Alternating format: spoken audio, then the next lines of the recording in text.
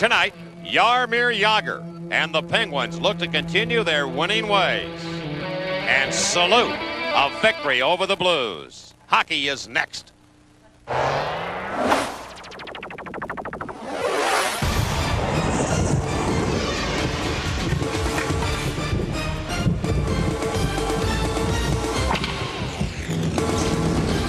It's a hockey night in Pittsburgh. Tonight from the Civic Arena, the Pittsburgh Penguins meet the St. Louis Blues.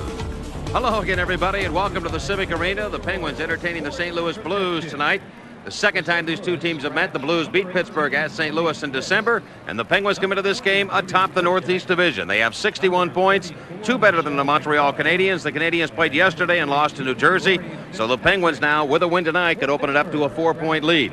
The Penguins have done a lot of right things here during the course of this year, but when you look at the top guns that they have produced, Paul. No question about it. The Stars have led the way for the Penguins, Tom Barrasso in goal, and of course these guys up front. The top line of the Penguins has become tremendously productive. Look at the numbers, and I'll tell you, Stu Barnes has been the big reason why, because he has added another element to this line. He has now become a sniper on that left side. Look at Jagr, take a man with him. Now watch Francis. He's going to run interference for Stu Barnes, open up a little lane, and Barnes has really found the knack of getting into the seam, getting open to get shots off, and being ready for the passes from Jagr and Francis. He gets that stick cocked, and bang, he lets it go. Perfectly placed shot. That was the second goal he had scored in the last couple of games, where he got rid of it in a hurry, Mike, and placed it absolutely where it has to be to beat goaltenders in the NHL. So the combination of Jagr, Francis, and Barnes is on fire. And I think earlier in the year, Francis and Jagr were playing well, but they were searching for that left winger, the right guy. Andreas Johansson played well there, but he wasn't scoring a lot of goals. Now that line is reaching its full potential because they got a guy who can finish on the left wing.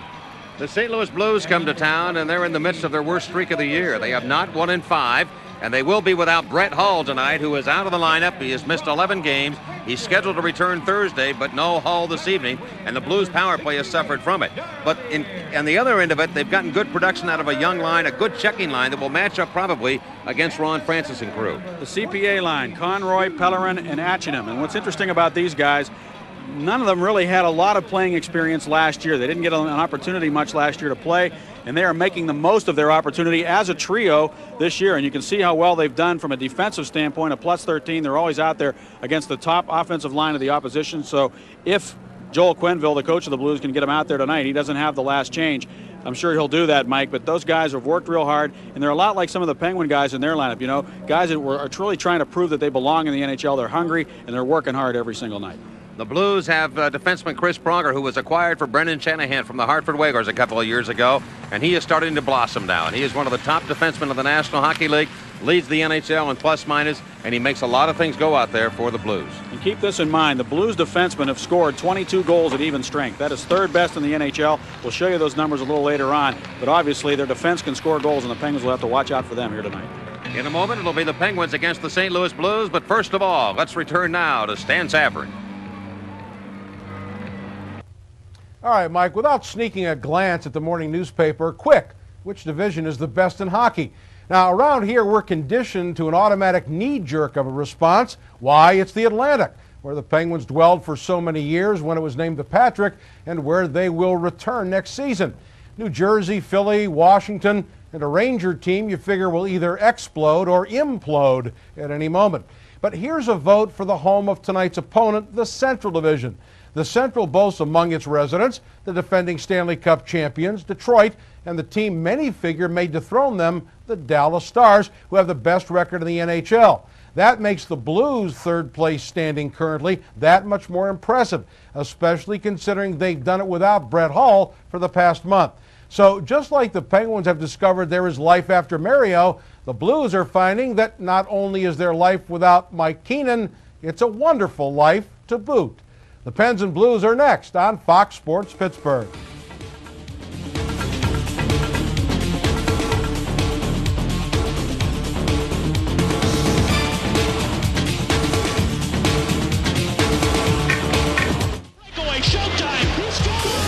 Log on to the coolest game on earth. NHL.com puts you in center ice with cool features, the latest stats, and hottest video clips. Listen to live radio broadcasts of virtually every NHL game free. It doesn't get any better than this, baby! Get cool gear from the NHL store, chat with NHL superstars, or jump to your favorite team's website. 24 hours a day from anywhere in the world. Skate the web and score with NHL.com.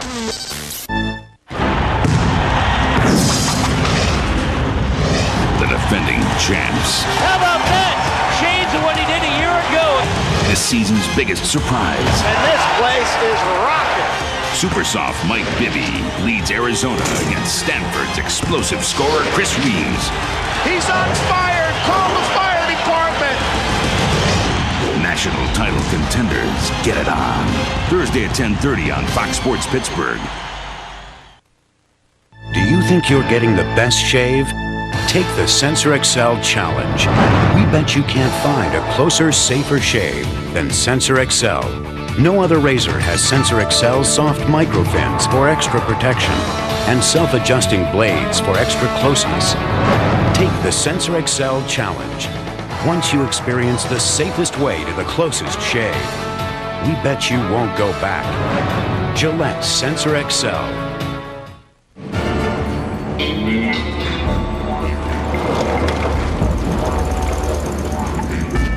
Well, but ain't Mr. Outback. G'day. I heard you been saying nasty things about my Explorer. Nah. All I said was my Outback here has better braking, quicker acceleration, and better gas mileage. But look on the bright side. You did pay a whole lot more. That's right. I did. Subaru Outback, the world's first sport utility wagon. So, you want to see my Discover Card statement? I am very, very prissy. Put up or shut up! I love to be pampered. I go have my hair done. I love to go have my nails done, have pedicures, manicures. My biggest weakness would have to be shoes. Cashback bonus award really floats my boat. How many credit cards make a statement like that? I am definitely a shopaholic. It pays to discover. Accepted where you see the Novus sign. Penguins hockey on Fox Sports Pittsburgh is brought to you by Bud Ice, official beer sponsor of the NHL. Drink Bud Ice, but beware the Penguins. By Mellon Bank, it's where you're going. By Allegheny General Hospital, advancing the frontier of medicine. By Lowe's Home Improvement Warehouse. When it comes to home improvement, Lowe's knows. And by the Discover Card. It pays to discover. Accepted where you see the Novus sign.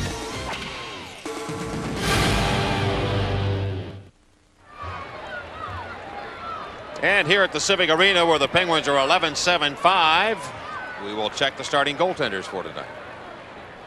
That is Grant Fuhrer, who was the difference in the game really in St. Louis on December 20th because he was tremendous early in the game. The Penguins were getting all kinds of room in that game. They were getting great scoring opportunities, and he slammed the door. And then the Blues started to play better hockey in front of him, and they went on to win the game 4-1. But he has always been a guy who can win a game for his team, and Tom Barrasso certainly has been doing that a lot for the Penguins. A 29-7 record, a 2.05 goals against average. He's been particularly sharp in the last couple of games when the Penguins have had the lead and then really relied on him to protect it for them down the stretch.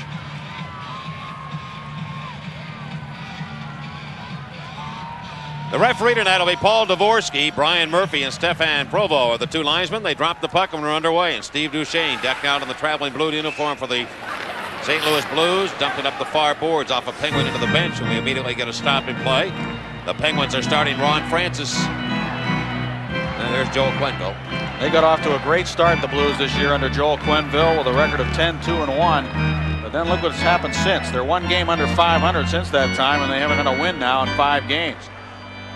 They did get off to a great start and have really been a real surprise team this year, despite the fact that their record is one game under 500 recently. The matchup right now is what Quenneville wants. He has Francis, Jagr, and Barnes out against the Conroy unit, which was their best checking line. And that's the unit that started the game, and the puck is off to center to Stu Barnes. He's been red hot. 8 goals in the last 10 games, and here comes Francis carrying the mail. His next assist will be his 1400th going to the National Hockey League or goal, the next point for Ronnie Francis. He has a milestone to reach, and it may happen here tonight. Here is Hatcher trying to drive the puck ahead, cut off by Pronger. Puts it up to the Penguins in, and Courtnall's offsided himself, and we get a stop in play. Let's look at the players that are not suited for tonight's game. Of course, the big name on this list is the guy who is one of the great goal scorers of all time, Brett Hull, out of the lineup. Joe Murphy, another really good offensive player, will be out for quite some time with an injury. Twist, Post-check, Picard, and Fitzpatrick also scratched. The Penguins' healthy scratches are Neil Wilkinson, Andreas Johansson, and Chris Ferraro. I talked about Francis hitting that number 1400 should he do it, as you look at Kevin Constantine, but Ronnie Francis has 419 goals too, in addition to all the assists that he has. And he probably, if he can get 2 or 3 more years in, or maybe 4, playing in the National Hockey League, may hit that 500 goal plateau. He's such an unselfish player. We showed that highlight in the open of our broadcast of him taking people out. He should get an assist on that goal, even if he doesn't touch the puck, because he helps make goals happen by just his position on the ice. Here's Courtnall now, setting up from behind his own goal. Pavel Demitra gets the puck and winds it off the glass to center. Penguins will settle that down. Robbie Brown, only the 2nd time this year, and only 2 meetings with the Western foes. Penguins lost to St. Louis, as Paul mentioned to you, in December. And the Blues have not won here since 1990. Penguins have gone 6 without a loss, and a heavy shot towards the Penguins in. Jumps off Barrasso. Marenka took a hit to make the play around the boards, and Al McGinnis slides it in behind the net. Demitra gets the puck through the slot area, and it comes all the way to center ice. Bergevin handles it. The Blues defenseman gave it away to Kasparaitis. He in turn cops it up to Al McGinnis. McGinnis, who recently won the hardest shot competition of the skills portion of the All-Star game. Over 100 miles an hour on his slap shot, and from behind the net, Fuhrer will leave it for Bergevin. And up around the boards to Jimmy Campbell. Campbell of St. Louis. Make anything happen. Jagr peels back. He has the puck. Jagr's on board now with Olczyk and Straka. Kind of a newfound setup here for Kevin Constantine. His shot by Olczyk. He's hooked from behind by Pronger. Penalty coming up as he went for the rebound. Eddie had his eyes were 3 times the normal size. When he saw that puck come off Fuhrer, he just lit up, but Pronger wouldn't let him get to the puck. That was beautiful. Eddie. Oh, you just got to know Eddie, too. I mean, when he saw that puck coming back, he knew he had the step. And his eyes, he had the open net. Down he went. With Fuhrer down, too. Oh, yeah, I know. All the ingredients were there. Well, time for our Rogaine extra strength advantage. The Penguins would like to, on the rush, trap that first man, which you often want to do. I mean, you have to do that anyway when you're on a power play. You want to try to trap a man in transition. Look at Eddie laughing. And then goal mouth opportunities would be the other thing you want to look for against the Blues. Penguins had a lot of those on the power play in St. Louis on December 20th. Bang, bang plays in front of Fuhrer. And the Penguins cranked their power play up. They have 38 power play goals on the year. Barrasso has to go back and handle it. The Blues have scored 8 shorthanded goals, so be careful here. Conroy has scored a pair for them. And Demitra has also scored 2. Here's Jagr bursting back into the Blues into the left side. Shuffled over to the right wing boards to Stu Barnes. Barnes handles it halfway up. Into the corner for Ron Francis. No score. First period. Freddie Olofsson and Hatcher, the 2-point man. They go to Jagr on the near side now. Leading the National Hockey League in scoring is Jagr. To the near boards to Francis. Jagr takes the pass down deep. Back up to the right point. It was too hard. Not sure if he was trying to go to Francis and or Olofsson, but it went by both men, and Olofsson has to retreat to take possession of it. Olofsson being stalked by Darren Turcotte. At center ice, it comes to Hatcher, and he'll go to Olofsson. Tries to wind it down the board. Eddie Olczyk gets back on. His pass dropped over to Hatcher. He couldn't reach in and shoot the puck, and Turcotte steals. Darren Turcotte has the most goals in his career against the Penguins. Penguins are 0 for 16 on the power play in their last 16 opportunities. They had no opportunities in the game against New Jersey, only a couple against the Bruins, so they really haven't had a whole lot of a chance to really get it going in recent games. Olczyk now laboring to get onto the Blues line. Leaves the puck for Marty Straka. Little drop pass to Brad Marenka. Trying to wrist into the net. Cut off by Steve Duchesne. I think the Penguins have to get the puck on the net to get those Blues penalty killers to respect the fact that they're going to shoot it so they can make some plays down low. Straka will leave it for Ian Moran. And he finds Marenka, who drives it up the right side to Alexei Morozov. Trying to feather it down the slot. Can't do it. The Blues steal, and they do an excellent job of killing this penalty. St. Louis very efficient in keeping the Penguins away from that goal. And breaking up plays the Penguins try to make. Straka to the right side. Over to Tyler Wright. Penalty has expired. Here comes Pronger on. And Pronger now settles in. Penguins going 2 ways on different streaks. On the power play, over. And on penalty killing, they have been absolutely superb, killing, what, 34 straight now. Jamie Rivers. Outlet pass to the right side of Pierre Turgeon. Cuts into the Penguins' hands. Turgeon stutter steps. Shot to the net. Stopped by Barrasso as Slager collides with Courtnall. And the net comes off the moorings. But they'll reset it. We'll be back in a moment. Here in the first period, there is no score. Stoyanovich and Saliamua for 1-800-COLLECT. Every time we go on the road, I get stuck with Dan. We've got nothing at all in common, except 1-800-COLLECT. We both dial 1-800-COLLECT when we call home. It's fast, it's easy, and it's inexpensive. What's up? Man, they stuck me with a kicker. Room service. Got us a snack. 1-800-COLLECT. It's fast, it's easy, it saves.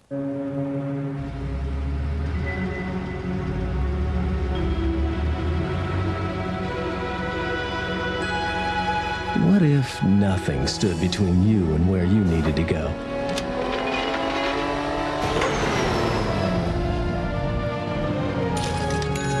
It's like that at Shell, where it's easy to pay, pump, and go. Shell, moving at the speed of life.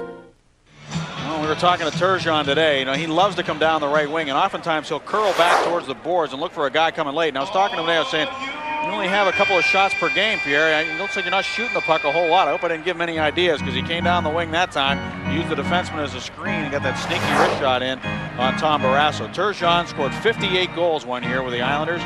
And on that season, Steve Thomas and Derek King each had 40 goals on a line with him. He's such a great player, and he was tremendous on December 20th in St. Louis. Well, Penguins break in on a 4-man rush going to the Blues net. Wawrinka puts it right on the goal, and Grant Fuhr stops that shot by Brett Rinker. Shot on the left side by Kasparaitis. Gets by Fuhr. It's a jump 5, and the Penguins take a 1-0 lead.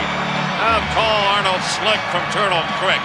Darius Kasparaitis, and it may have hit something on the way in, but he got rid of the puck very quickly back towards the goal, and he kind of fooled the St. Louis goaltender. Well, the Blues were kind of scrambling in their own end after the Penguins were able to trap 3 players and get a 4-man rush with Wawrinka jumping into the attack coming down the right side. And the Blues were all turned and faced. Look at 4 Blues now, all deep in the zone. The puck comes back to Kasparaitis. He wasted no time getting it back to the net. It might have hit McInnes on the way in.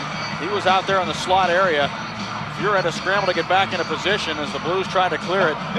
Kasparaitis jumped over there, got the puck, and I don't know if it hit McInnes or not, but it's a 1-0 lead for Pittsburgh on Darius Kasparaitis' 3rd goal of the year.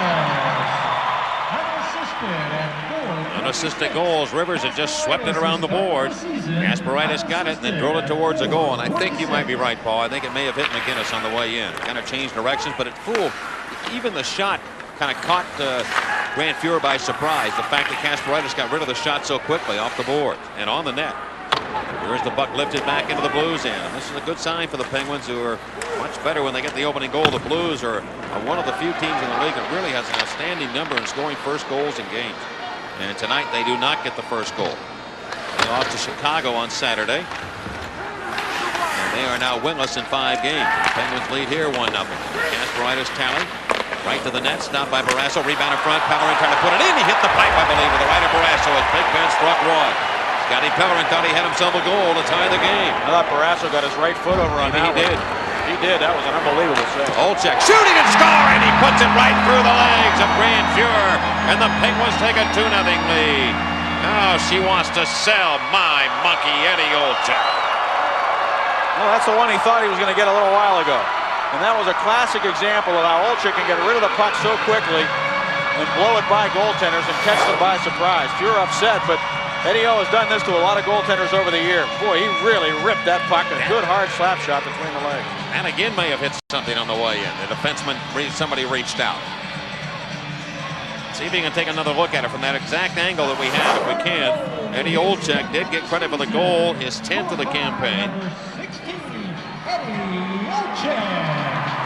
Eddie O finally gets on the board, returning from the cheekbone injury. Michael Cockerty of Blacklick is our contestant in the Giant Eagle scoring contest. He's already won himself a $50 gift certificate from Giant Eagle. Compliments of Darius Kasparaitis, actually. He He was the first goal scorer. Jamie McLennan already replaces Grant Fuhr. So a goaltending change for the St. Louis Blues. McLennan is 6-3-1 on the year at 2.36 goals against average. The former Islander netminder signed as a free agent by the Blues. And it wouldn't surprise me, Mike, if Fuhr comes back in this game. This might be more of a case of Quenneville sending a message to his team to get their act together here against the Penguins, because the Pens have had good opportunities already here in the first period, much like they did on December 20th in St. Louis. They just owned the ice surface. Olczyk got a man going right down the slot. Morozov, hey, shoots and scores! Alexei Morozov rung it up the pipe to the right of McLennan, and the Penguins have a 3-0 lead. Hey, get that dog off my lawn. Boy, Quenneville might have been better to call a timeout. When have you seen the Penguins have this much room in a game at home? I'll tell you, the last time they had this much room in a game period was at St. Louis on December 20th. Morozov buried that one on the stick side of McLennan. The first shot on him goes in, and that's no fun for any goaltender. Penguins, a nice play there by Slager. Just excellent puck movement by the Penguins, catching the Blues on the rush. How many chances have they had on the rush already here in the first period? You go back to the Olczyk opportunity when he got hauled down. Brad Wawrinka down the right side. It's just been easy pickings for the Penguins here early in the game. Number 8 for Alexei Morozov. Well, Joel Quenneville has called that timeout. He's taking it right now with a 3-0 Pittsburgh lead. He's giving it to his team right now for not being ready. He is just letting them have it. I read his lips. He said, be ready. And they were not ready to play here tonight. He's a gentle giant. He is really under control, but when he lets loose, he'll let them know. We'll be back. It takes a giant to make Mom things is really easy. gonna be surprised. It takes a giant to make you smile. It's a feeling you get when you step inside that makes it all worthwhile. It's all those things that feel so right. It's everything that we do. It takes a giant to make life simple. Giant Eagle.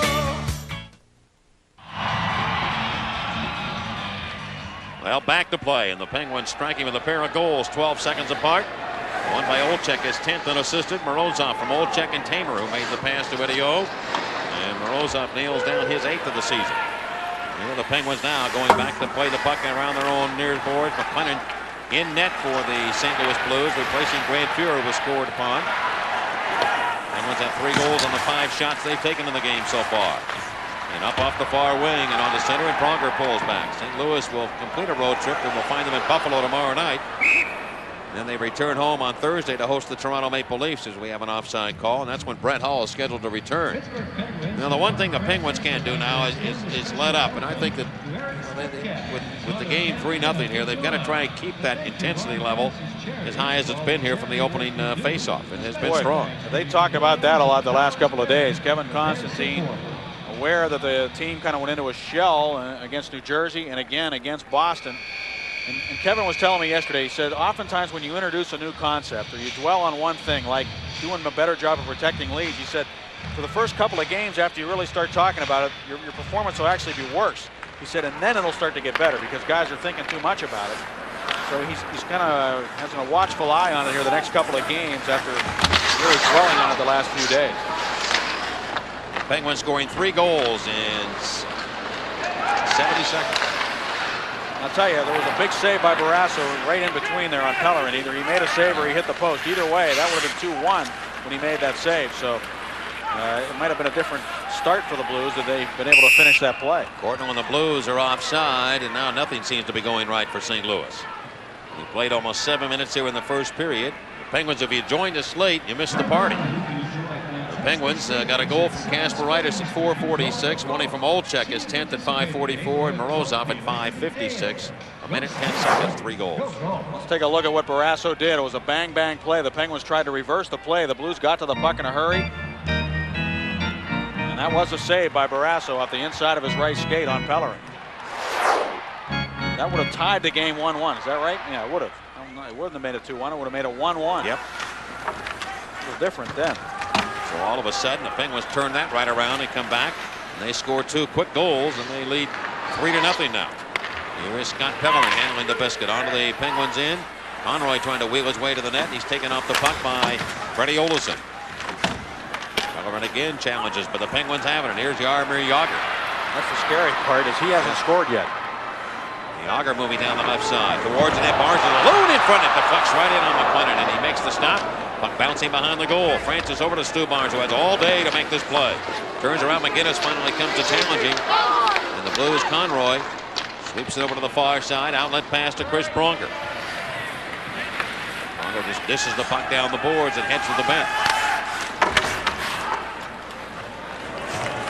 The Blues have to go back to their own blue line.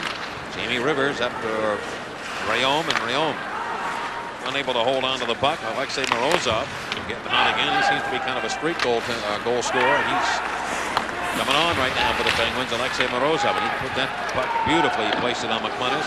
His first goal that he allowed. He's flying too. He's playing with more confidence, just like any other player, but particularly a young player. Scores a goal, and his confidence just shoots up. Right now, he is just motoring out there for the Penguins. Rocca turns. He has a space to play the puck into, and he does. We're behind the Blues net. Steve Duchesne hauls it in. Duchesne hits center red, and he floats the puck in off the glass behind Barrasso. Tamer had trouble with it. The Blues come in. They put pressure on Terry Yake.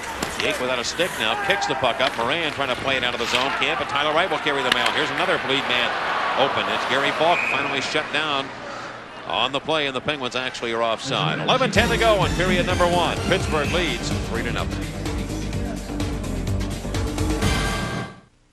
Home team's Fox attitude. You're watching Fox Sports Pittsburgh.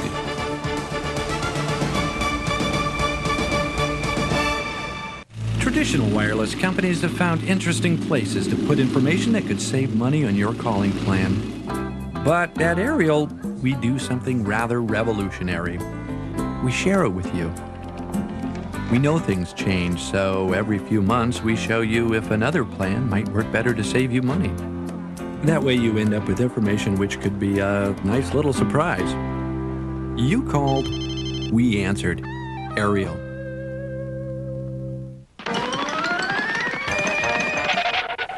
Whoa, big fella. That's not what skillets are for. Come on, move those paws. Denny's has 6 big signature skillets starting at $3.99. Like the sausage supreme skillet, the new chicken fajita skillet, and the meat lover skillet. Right up your alley. Now, what have we learned? It's better to eat from a skillet. Right. Then hit you with it. Ouch. Well, tonight's Volkswagen hardest driver will feature Alexei Morozov, who scored the Penguins' 3rd goal. Driving hard towards the net, walked in, and the quick release, beating McLennan to give the Penguins a 3-0 advantage. That's where we stand right now. We are in period number 1. Chris McAlpine defensively around the boards. The Penguins keep it in. They return it to the near corner. Robert Lang and Robbie Brown go after it. Chopped around to the left point. Kasparaitis now shooting anything that comes his way towards the net. Deflected back. He'll take it at center after scoring that goal. Kasparaitis riding high with his 3rd of the year. And the Penguins are guilty of an icing play here as I'll bring it back. St. Louis on the road is 11-11-2.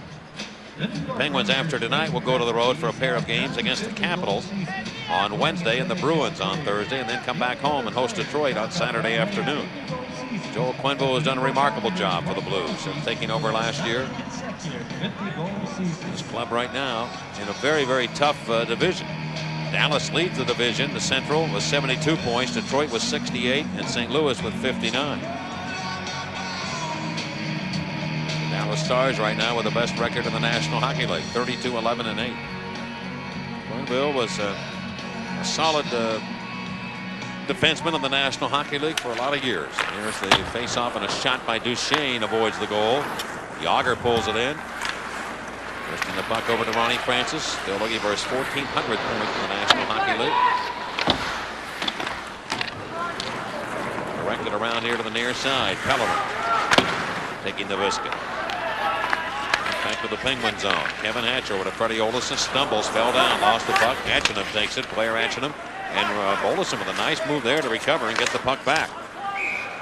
And he put it over the glass and out of play.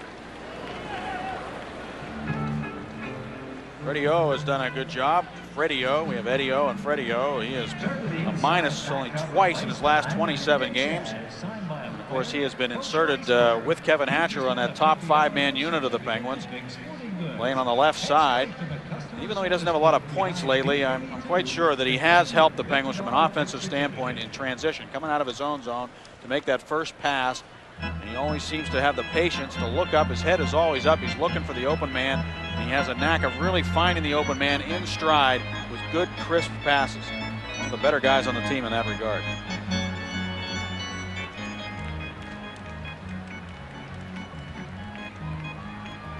Terry Yake on the ice here for the Blues with Jim Campbell and Harry York. The Blues changing their lines up here in this first period also in an effort to try and make things happen. York and Campbell played quite a bit together last year, and I'm not so sure about the early part of the season. Guinness at the right point. Big blast on the net, and Barrasso checks a stick to make sure it's not broken. It was a key save by Tommy Barrasso against Scott Pellerman, who was alone free in front of the net. Another icing call against the Penguins. That may be the one that turned this game around. I mean, for the Penguins, they led 1-0, but then they just came on and scored 2 quick goals.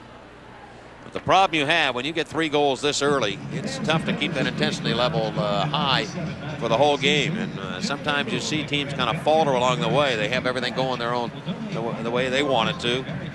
Well, when they score that early, sometimes that's a long time for a team to get back into a game. And I think one good thing is that the Penguins, by having this commanding lead so early, at least won't be guilty of being too much in a protective mode right now, because they know there's a lot of hockey left to play. So they may still be able to generate some offense and think offensively out there in the ice, which might actually help them get better at doing that in general, whether it be in the third period or halfway through the first, as we are right now. I would agree with you, with the exception of the last 2 or 3 minutes. They've had 3 icing calls against Pittsburgh. You know, it's like they're just getting rid of it here. And the net again pushed off the moorings. So Wolchek running into it, and they have to put it back on. Well, I'm sure Eddie's happy to be back in the lineup. He had practice sessions after working out not being able to play. They're pretty tough. The guys get done with the morning skate, and the guys that aren't playing go through a pretty rigorous routine. I'll tell you, I wouldn't want to be a scratch. I mean, that's a tough assignment, especially now under this new coaching staff.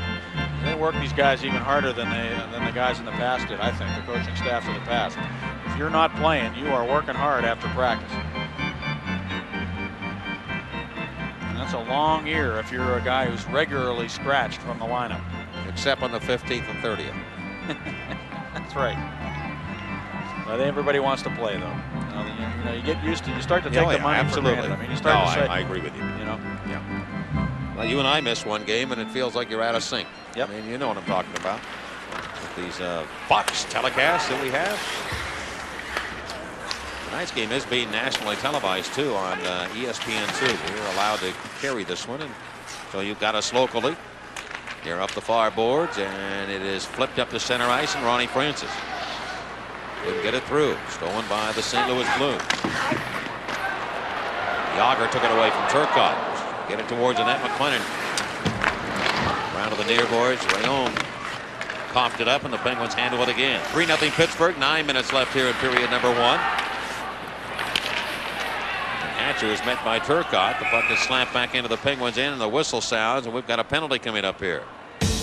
It'll be against the Penguins. It'll be a holding minor. We'll return. 3-0 Pens. Let's start with the brewmaster for just a moment.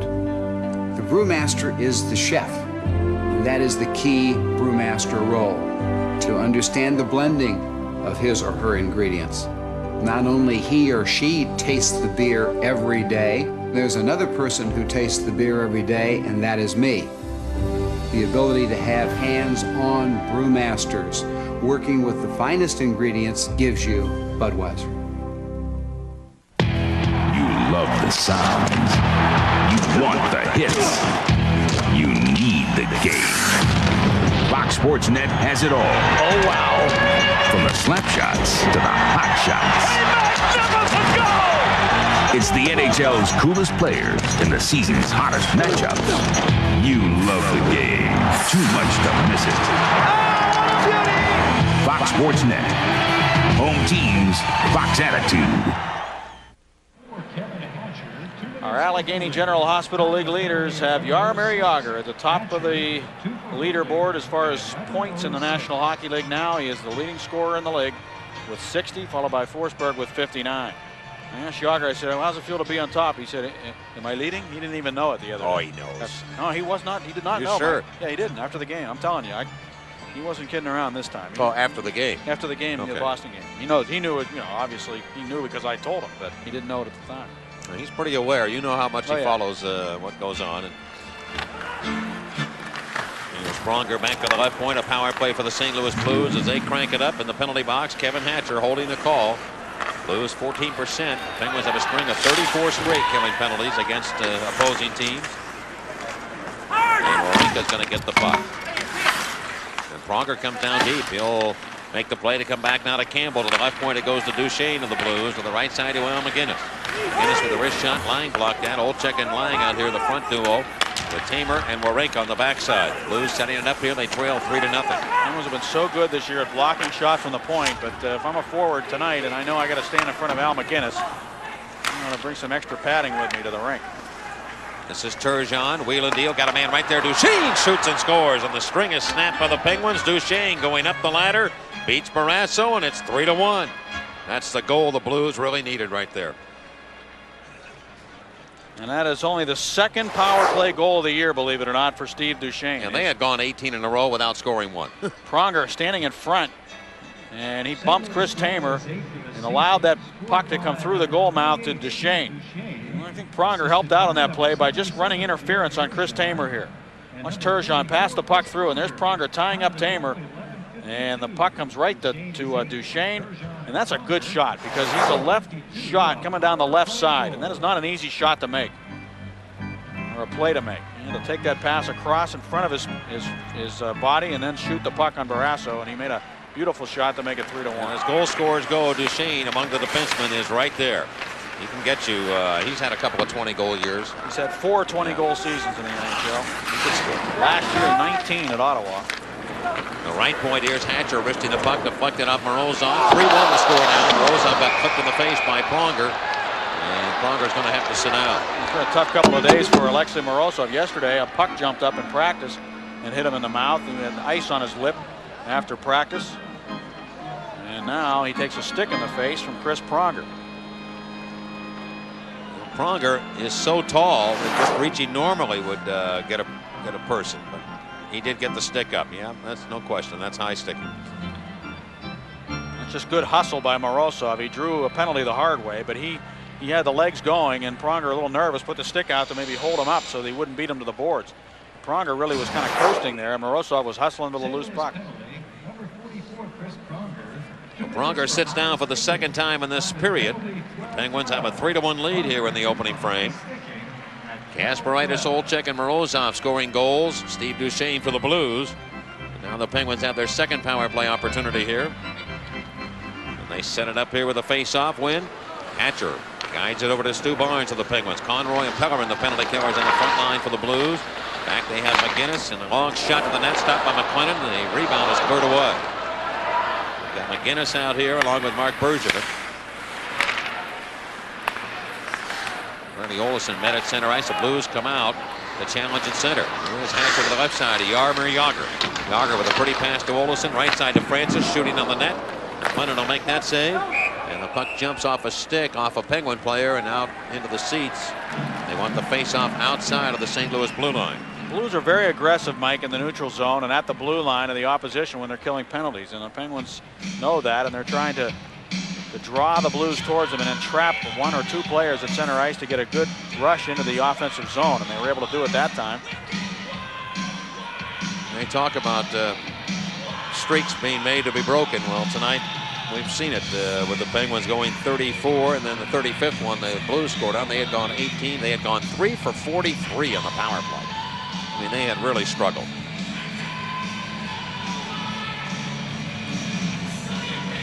Turcotte up against Ronnie Francis. Chase, will you check for me in the last power play goal the Penguins allowed? That would be of interest. And Jagr striking back into the Blues end. Al McGinnis will take the puck, and he'll wind it back towards Tom Barrasso. And the Blues get a big goal to give them a lift and get them back within range with a lot of time left in this one. The Blues coach Quenneville, after the timeout, his team has responded. They've come back and they've settled down here a little bit. Barnes going hard to the corner. Jagr takes it behind the net, trying to swing it over to Ron Francis. Comes back to the left point. Hatcher backdoored over to Barnes. Barnes had trouble with it. McGinnis reached in, but he can't get it. Francis will. Around to the near corner to Jaromir Jagr. Jagr and Bergevin putting pressure on him. They push it around to the far wing. Hatcher of Pittsburgh. But back in behind the net for Stu Barnes, a Penguin winger. And again, it's over the glass, not a play. And we're down to 34 seconds left. Good anticipation by the defense pairing of Bergevin and McGinnis there. They kind of read the plays really well, knowing that the Penguins were going to keep moving the puck. Barnes to Francis to Jagr, and each time the puck arrived at the next man, there was somebody pressuring him before the puck actually got there. As you saw, Francis, he is 1 point shy of 1,400. He's 11th all time in the National Hockey League in scoring. And should he get his, right now, he is 10 points behind Dale Howardchuk, who retired this year. Howardchuk with 1409. And then Brian Trottier is up next at 1425, the number 9 player all time. So Francis certainly within reach of going by those two, who are both retired. And almost assuredly will. Francis had the only goal in the Penguins' 4-1 loss to the Blues on December 20th. He was flying that night. I was watching tape of that game today, Mike. He was really going that night. It was fitting that he would end up scoring the only goal in the game. He has not had a goal now in 4 games. This is Wawrinka with the final seconds here in this power play. Almost looked like he was in slow motion as he brought it up. Jagr had a poke check by Pellerin, and he again puts it out of action, and it's Jagr up into the play.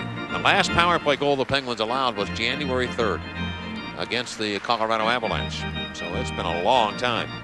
And you know, one of the favorite sayings or the theme for the Penguins penalty killing is nothing through our house. In other words, nothing through the slot area.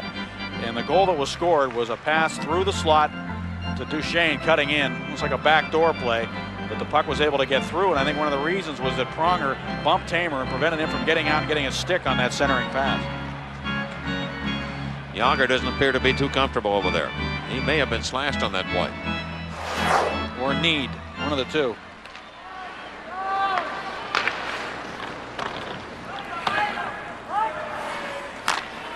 Looked like he lost his balance. He may have twisted himself a little bit.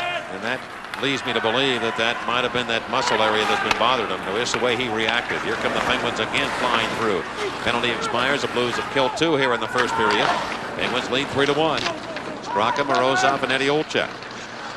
This has been the Penguins' quickest line here so far in this game. They're really motoring out here. Straka gives the puck to Chris Tamer. Up off the glass. The Blues basically play 4 defensemen and then add the 2 at sporadic times, the other 2 members of their squad, to give them some ice time. But Chris Pronger particularly logs a lot of ice time for the Blues. He's out here now in the 30 to 35 minute range. Here comes Tamer, stretching across to the left side, goes to Brown, dump it over to Alex Six, who plays it off the back of the net. Blues have possession again, and McGinnis around the wood. Less than 5 minutes left here in the first period. The Penguins lead 3-1 over the Blues. McGinnis connecting on a pass to Jeff Courtnall, who's their leading point getter. Slaps it into the Penguins' end. The Penguins systematically bring it up, but not out. Pavel Demitra gets the puck in front for Courtnall, trying to ram it towards the net. He's up in it behind the goal by Wawrinka. The Penguins start back, and Courtnall's trapped.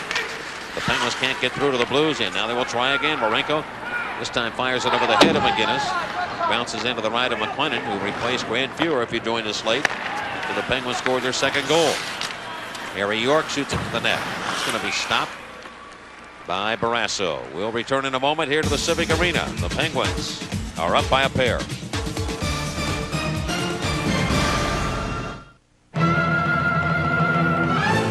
Neither ice nor sleet nor snow can stop Jeep Grand Cherokee's full-time four-wheel drive.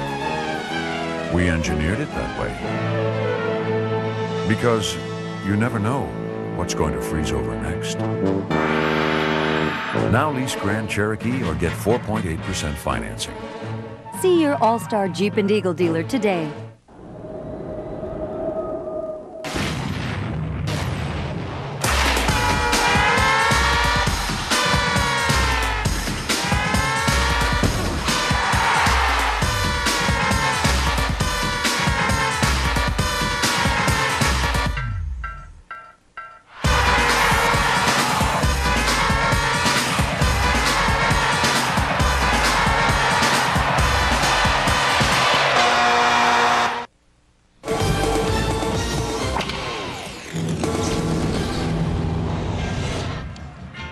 Well, the DVE zone is back. $25 seats are available.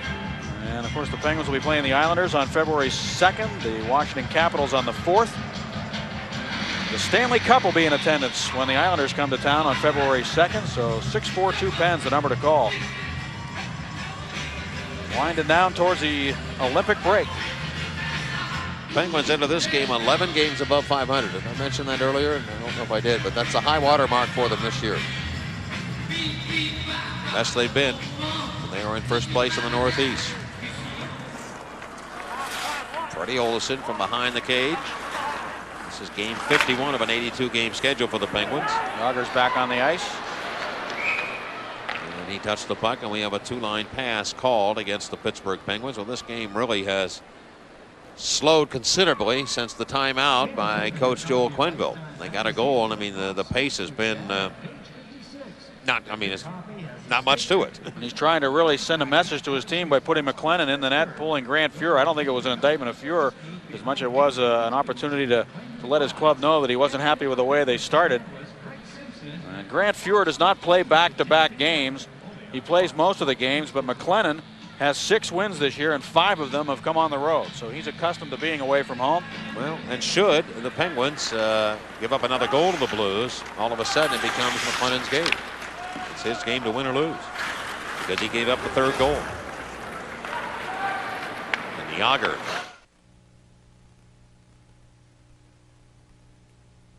The near side to Pellerin. You would think that Pronger, because of his long reach and his stride, would effectively be able to stay with Jaromir Jagr coming back, much the way Therrien can and Malikov and people like that.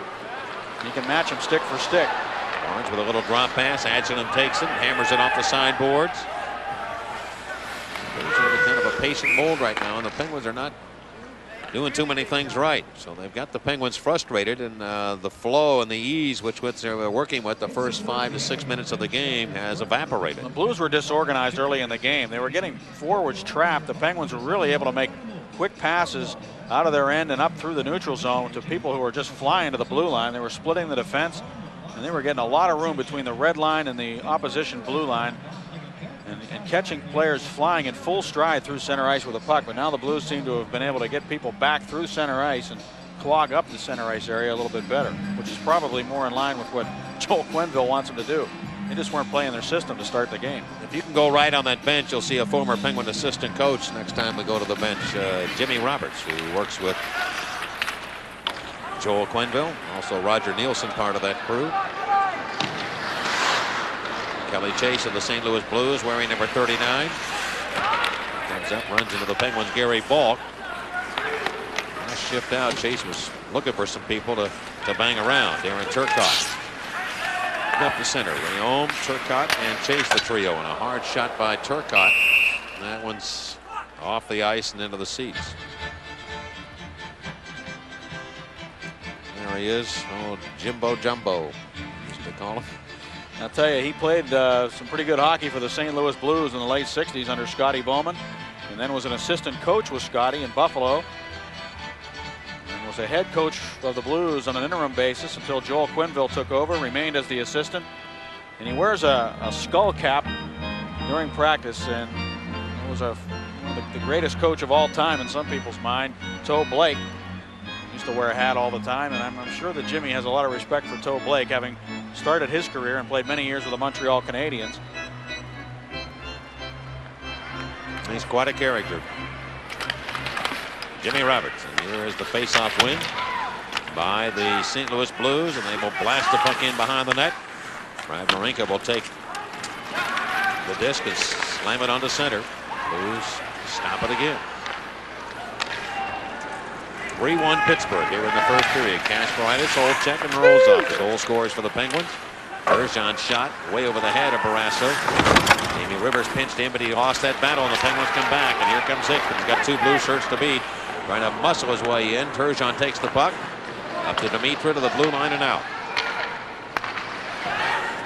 Brad Wawrinka will take the puck and slap it back in. The Blues clear.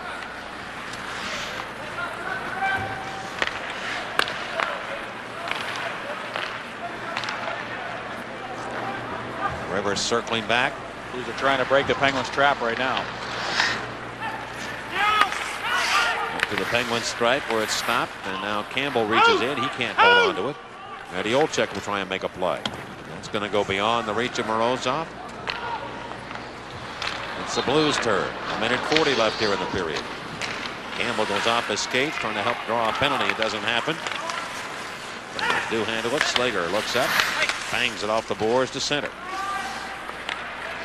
It's the Blues' turn. And Harry York.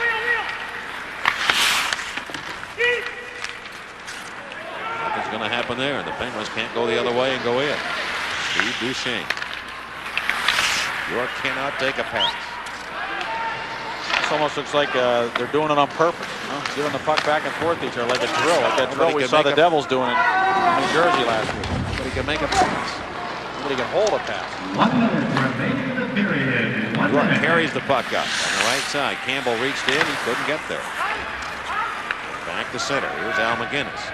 Well, if the game would have continued like it did early, you know, like it was in the first 5 minutes, we would have had a 10-9 game, maybe. Bergevin spots some open room. He had it poke checked away by Hatcher. Bellerin's going to take command of the puck, working to the net, shooting it, and it comes off the left pad of Barrasso. Bellerin gets it back now, flipping it behind the goal to Atcherman. Atcherman turns. He still has the biscuit. Relayed over to Pellerin. Pellerin back, and his pass 20 feet wide of anybody. And that line really cycles the puck extremely well, Mike, which makes their defense even more dangerous, because if they draw the attention of the Penguin forwards coming down low to try to help out, that'll open up those point men, much the way the Boston Bruins were effective against the Penguins. And they do have defensemen who can score goals. And the period's going to come to a close here as Robbie Brown and Al McGinnis take whacks at one another with the sticks. McGinnis trying to get Courtnall away from Robbie Brown. And Courtnall's over there, John at 44, Robbie Brown. Now there's Barrasso going off. All right, that's it. The end of the first period. The Penguins have a 3-1 lead over the St. Louis Blues. Coming up on Fox Sports Pittsburgh, Mellenbank first intermission report with Stan Savran, highlights of our game, and the Super Bowl review. Penguins hockey on Fox Sports Pittsburgh is brought to you by the new Dodge. See the friendly Dodge dealer near you. By the Tribune Review. Nobody covers your team like the Tribs team. Isn't it time you tried the Trib?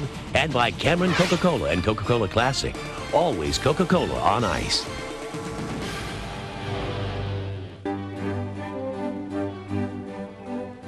Human motion requires the coordinated movement of 206 bones and hundreds of tendons and ligaments.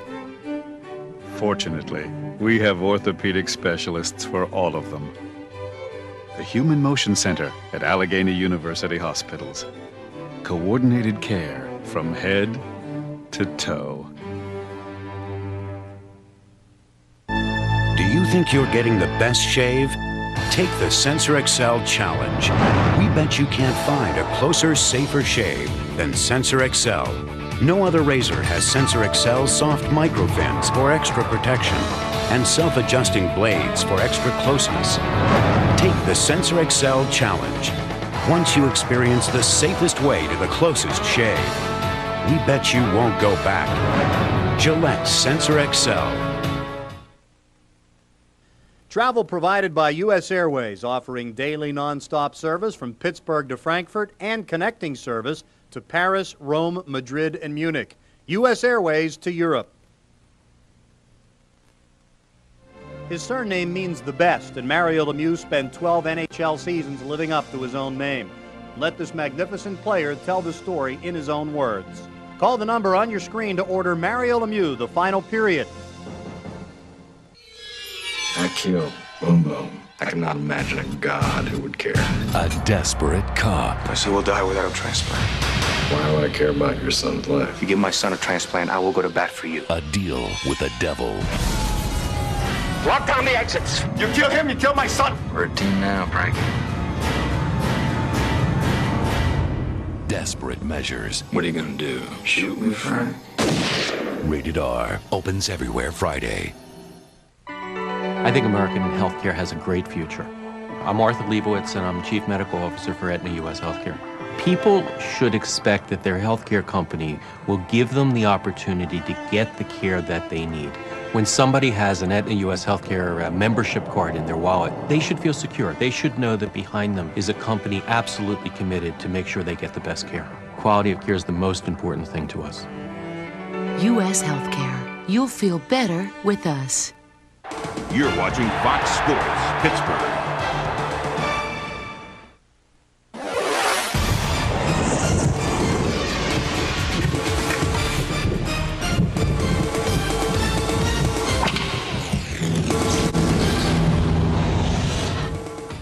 A fairy tale first half of the first period for the Pittsburgh Penguins, but the Pens are hoping that this doesn't turn out to be a hockey tale of the tortoise and the hare. The Penguins scored 3 goals in 1 minute's time of the first period. Here's number 1. Brad Wawrinka, the backhander, stopped by Grant Fuhr. The puck cleared. Kasparaitis shooting just to get it on net. Fuhr's beaten. That should sell a few jars of those pickles. Now, a minute later, Steve Duchesne, a terrible clearing pass right to the stick of Eddie Olczyk. He scores to make it 2-0. That's for Fuhr. Jamie McLennan comes in, but 12 seconds after McLennan joins the fun, here come the Penguins. Olczyk sets Alexei Morozov free. There's Morozov with his 8th goal of the year. 3 goals in 60 seconds. That gave him a 3-0 lead, and Duchesne atoned somewhat with a power play goal later on, 3-1 at the end of one. People still talking about the Super Bowl, and we'll give you the inside reason as to why Denver was finally able to end that NFC streak.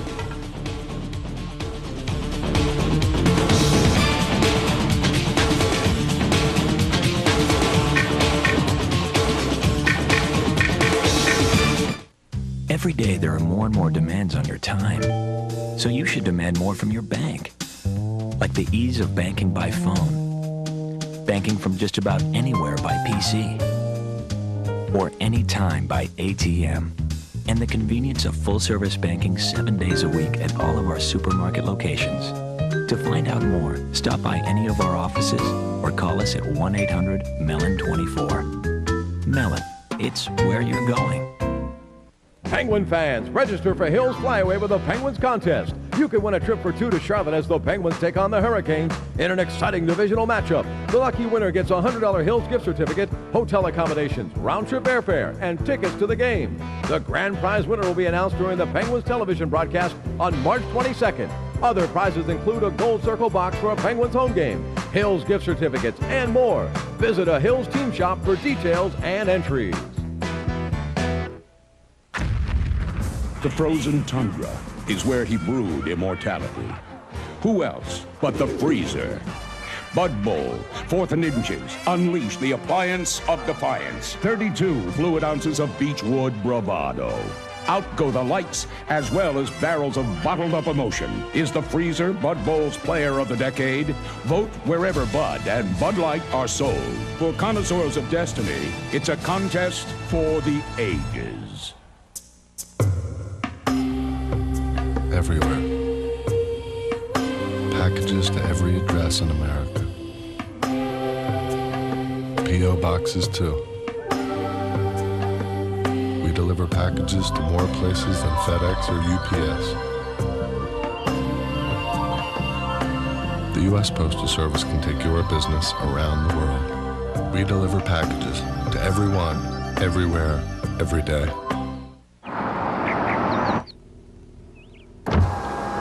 I'd prefer them up. Down. Up. Down. Up. Down. Up. All right. Let's go.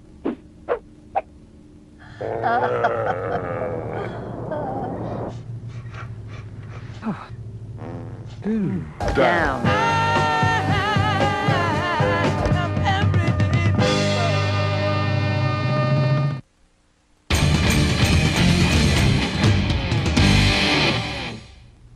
Most of the attention was focused on John Elway, but the real reason that Denver was able to win over Green Bay yesterday was Terrell Davis and his outstanding offensive line. And it was that group that turned the cheesehead defense into just so much Swiss cheese. If you think Terrell Davis was slowed by a headache yesterday, how about the migraine he gave the Green Bay Packers? The first man in Super Bowl history to rush for 3 touchdowns, who else could have been named MVP? Well, actually, Davis had some suggestions. I wouldn't feel right to accept this on my behalf. I definitely have to accept this on the team's behalf, and especially the line, who's done a tremendous job for me throughout the entire year. Those guys, I mean, I can't say enough about them. Howard Griffith blocking, receivers downfield blocking. John, with John's presence in the offense, I mean, I don't think any of this would be possible for us. If you choose not to credit Davis or his offensive line or John Elway for the win, maybe it was preordained by a PC. I was sitting there playing Robert Brooks in a PlayStation game the other day, and that was the first time an AFC team has beaten an NFC team in that video game. So that kind of was an omen for the game, and the fact that I looked at coming from the same high school as Marcus Allen, and I figured it was about time that someone from the same high school does the same. And for me, I had a lot of motivation for this game. Just imagine if all those people that had bet on Green Bay just looked at that video game, they could have saved themselves some money. A couple of NFL notes. Dennis Green will return as head coach of the Minnesota Vikings, at least for the 1998 season. And today, the Dallas Cowboys interviewed Sherman Lewis, the Green Bay Packers offensive coordinator. One other thing, in case you want to get down early, no matter who represents the NFC next year in the Super Bowl, they're automatically 8-point favorites at a minimum over whichever team the AFC sends if you want to get a bet down early. Pens lead St. Louis 3-1 at the end of one. We'll be back to the arena right after this. Dilbert for Office Depot. Our newest fan policy is to have subordinates appraise their boss's job performance. I give you a D-. Did I mention retribution? Careful, sir. You're hanging by a thread. For A-plus technology at guaranteed low prices, come to Office Depot. Over 600 convenient locations for computers and everything that goes with them. Hardware, software, printers, and more. Business is crazy, but Office Depot makes sense. I whack the weeds. So you want to know what's on my Discover Card statement. I'm a camp cook, and a bad one, but I've got a good stove. And he loves to chase that. The cashback bonus award. It all folds up into a carry-on. She loves to get flowers, and I love to give them. How many credit cards make a statement like that? Well, the toughest thing about buying a wetsuit is trying them on. It pays to Discover. Accepted where you see the Novus sign. Unspoken words.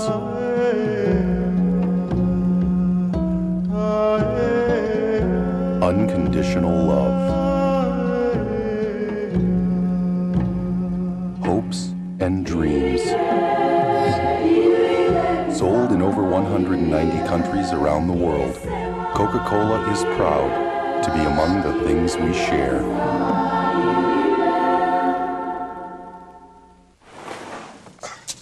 Cold enough for you? Yeah. Quick race around the block? You and me, around the block.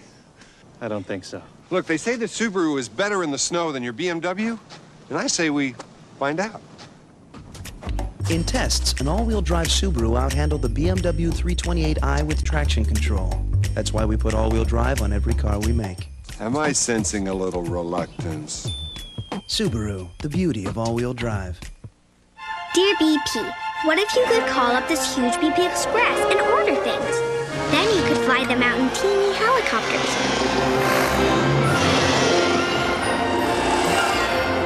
That way people could go where they're going faster. Signed, Lauren.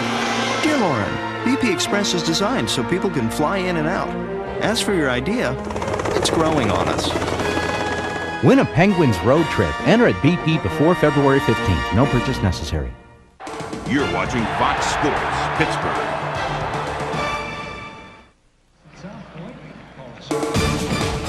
Pittsburgh Penguins have a 3-1 advantage over the St. Louis Blues. More hockey coming up. Every day there are more and more demands on your time. So you should demand more from your bank. Like the ease of banking by phone. Banking from just about anywhere by PC. Or anytime by ATM. And the convenience of full-service banking 7 days a week at all of our supermarket locations.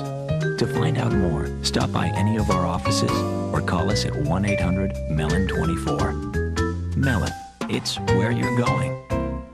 Penguin fans, register for Hills Flyaway with the Penguins contest. You can win a trip for two to Charlotte as the Penguins take on the Hurricanes in an exciting divisional matchup. The lucky winner gets a $100 Hills gift certificate, hotel accommodations, round-trip airfare, and tickets to the game. The grand prize winner will be announced during the Penguins television broadcast on March 22nd. Other prizes include a Gold Circle box for a Penguins home game, Hills gift certificates, and more. Visit a Hills team shop for details and entries. It began as a game. It became war. Bud Bowl, with legends like the Beechwood Bats. With a charge as unified as Patton's Third Army, dancing through the mauling, brawling Bud Light defense on this, the famous freezer fake. Are the Beechwood Bats Bud Bowl's players of the decade? Vote wherever Bud and Bud Light are sold. For connoisseurs of destiny, it's a contest for the ages. Everyone likes to get packages. Packages to keep businesses running, to bring people closer. The U.S. Postal Service uses more planes with more trucks and people to deliver for your business than FedEx and UPS combined. We deliver packages to everyone, everywhere, every day. Fox Sports has a long tradition of innovation. You can see that same spirit in every Fox Sports News show. End up in that hot zone because our goal isn't to give you just a score, a highlight, or a stat. It's about trying something new, something different. It's to take you closer to the story than ever before. Let me ask you about that third down call. Got those who set them low and away? At least that's the plan. Penguins Hockey on Fox Sports Pittsburgh is brought to you by your local Chrysler Plymouth dealers, home of the minivan store, by Giant Eagle, it takes a giant to make life simple, and by Advanced Auto Parts, the best part is our people. Welcome back to Pittsburgh, where the Penguins have a 3-1 lead over the St. Louis Blues. Darius Kasparaitis scored the first goal just 4 minutes and 46 seconds in, his third of the year. Darius, they gave you a lot of room early in the game, and you guys took advantage of it.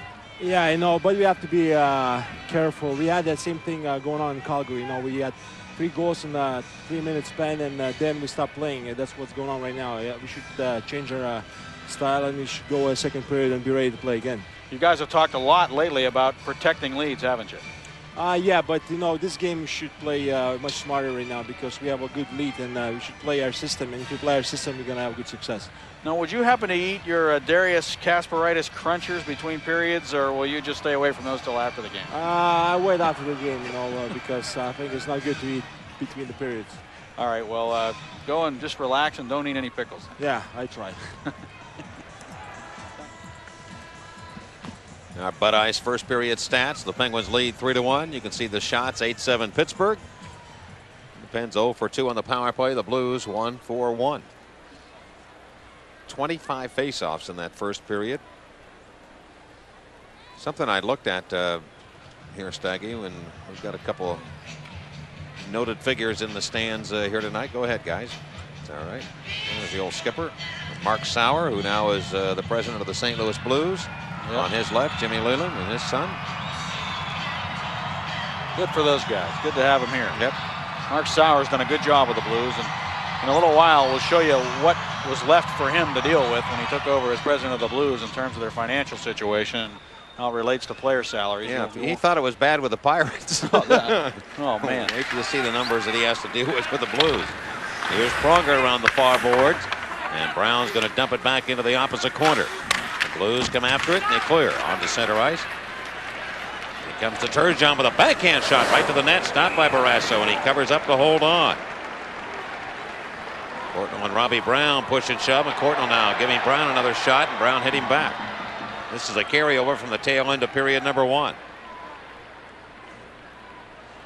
And just how bad was it for the Blues, and how bad was it for Mark Sauer this year? Well, their payroll is $30 million, and that doesn't include the $1.8 million they're paying to Brendan Shanahan, Craig Janney, Phil Housley, Trent Yanni, and Jeff Norton.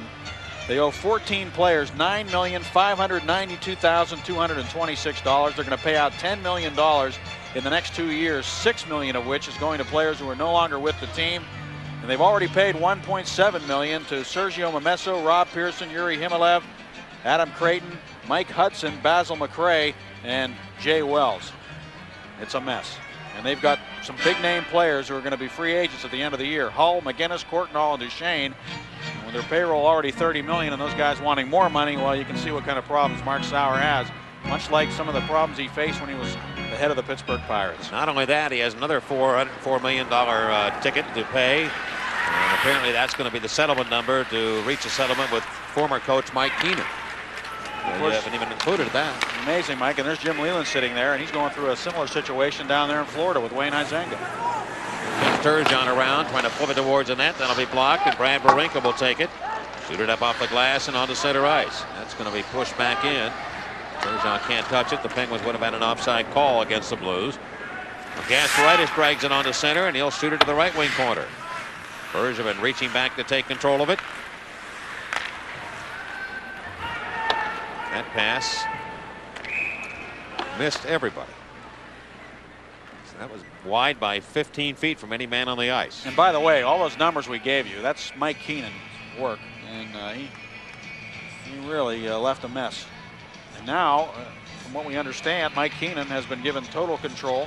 In fact, I have it right here. I just happened to write all those numbers down on the same page that has a story about the Canucks giving Keenan total control of their situation. Just 2 months after taking over as coach. And they've been talking to John Muckler, the Canucks have, about him becoming their GM. So Muckler would come in while Keenan is now the director of player personnel. In hockey, we say you figure it out. Here's a pass to center ice to Harry York. Up on the right wing to Steve Duchesne, who has the Blues' only tally here in the night of steel with the Penguins. They come back 2-on-1. Barnes to Jagr on the right side. Barnes going to the net. Jagr looks it over, flipping towards the goal. Ooh, when I got a piece of it, Jagr got bumped and hit by Conroy, and up into the boards he goes. And he may have been hit with his own stick. I'm not sure. Yeah, and he went hard into the boards. Yeah, he did, and he got cut. He's bleeding. I'm worried about. I'm telling you right now, Jagr is in some pain right now. Mike, not only did he get a stick in the face, but when he hit the boards, his head really may have gone to snap back against the boards. His back just went crashing into those boards.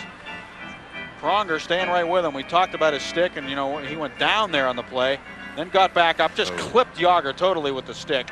Now he's been cut. He goes down, and he's not even able to break his fall into the boards. He went in there hard. The reaction on his back. Well, he not only got cut, he's going to have a big bruise on his backside. And Pronger, just reaching back with a stick, just a careless use of the stick there after he'd gone down on his knees to try to stop Jagr. Just reaching back and whacking him in the face with the stick. That's careless use of the stick there.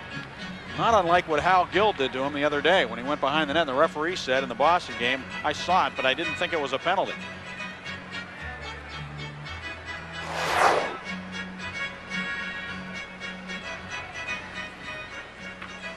That's just total carelessness.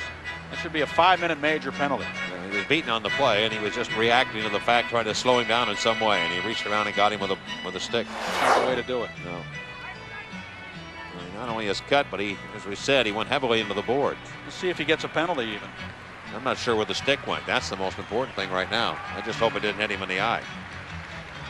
He wears that protective shield, but he had to get the stick underneath or on the cheek, on the side of the face. Tell you what, he's been a very fortunate young guy, Jaromir Jagr, in his career, that he's rarely been cut. If you just think about it, I mean, all the years that he's played in the games as hard as he does. He may have had his nose broken because he's bleeding profusely from the nose right now. Yeah. I know that his agent, Mike Barnett and the Penguins people have been just working diligently today, all day long on the phone, trying to work out the details of Jaromir Jagr's contract, the language of it. And Mike Barnett has been a good supporter of Jaromir Jagr and a good agent to him. He's been watching this game in California and concerned, I'm sure, for his client. I just saw the referee, if I'm not mistaken, Paul Dvorsky. Jagr asked him about the play, and he said, "I didn't see it." Oh.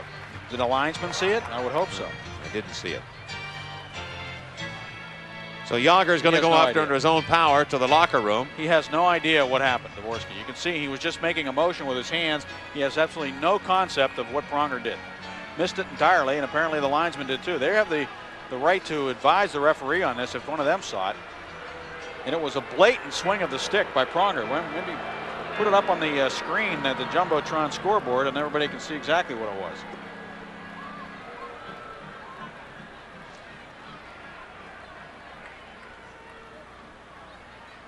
And apparently it's his lip, upper lip. And I'll tell you, I'd rather get hit in the nose than the lip and have it cut. I can tell you that from experience. Getting a lip cut is not much fun with stitches having to go in there.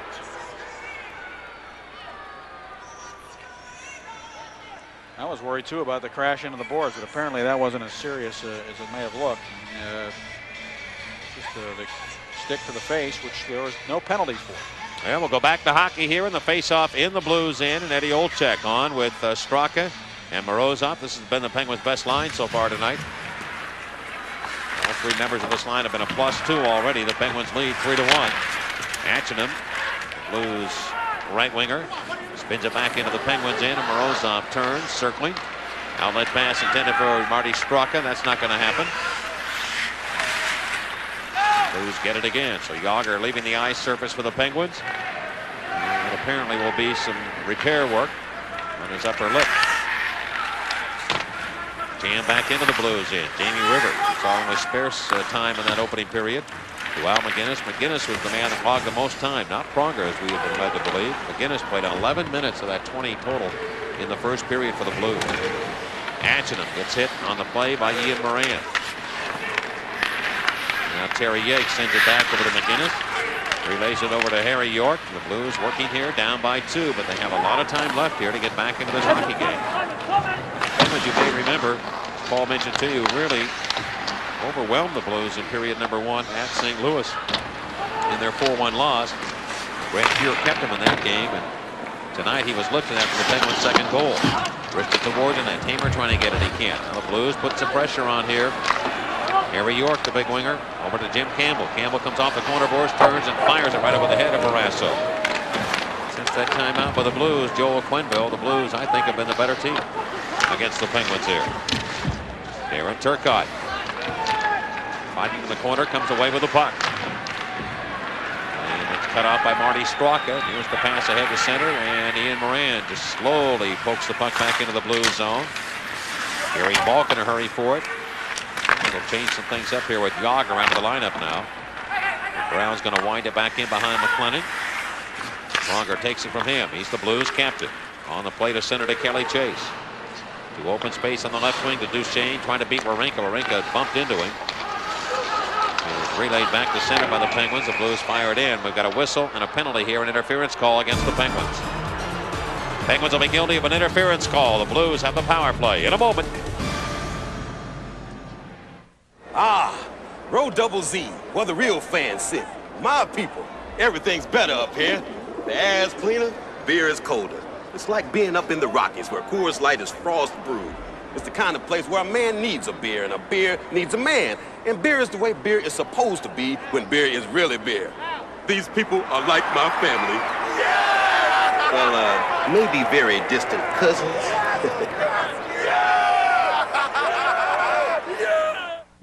With Plymouth, this is what you paid for, and this is what you get.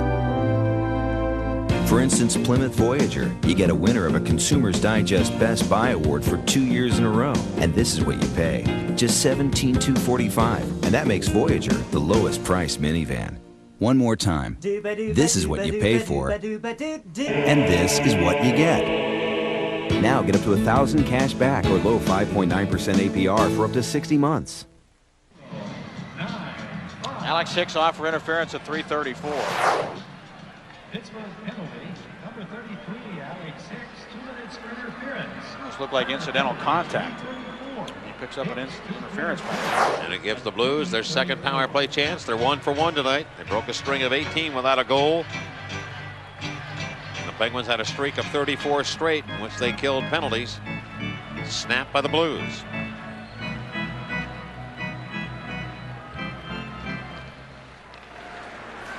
St. Louis sets up shop, and here comes Jim Campbell of the Blues, number 10.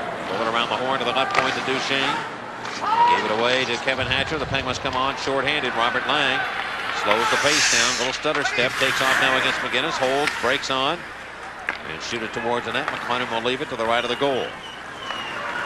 Quickly, Lang goes off, and Ian Moran replaces him. By Duchesne heavily to the Penguins end. They carry him around to the near corner. The Penguins in trying to get it. They can't. McGinnis over to the left side to Duchesne. Two real good point men, McGinnis and Duchesne. McGinnis to the right side to Pierre Turgeon. Remember, the Blues do not have Brett Hall in their lineup, and he leads this Blues team with 8 power play goals on the year. He has been gone with a bad wrist. From behind the net, Pierre Turgeon. Sent it out. Moran picked it off. Winds it off the boards. Turgeon very dangerous all over the ice, but he is good behind the net.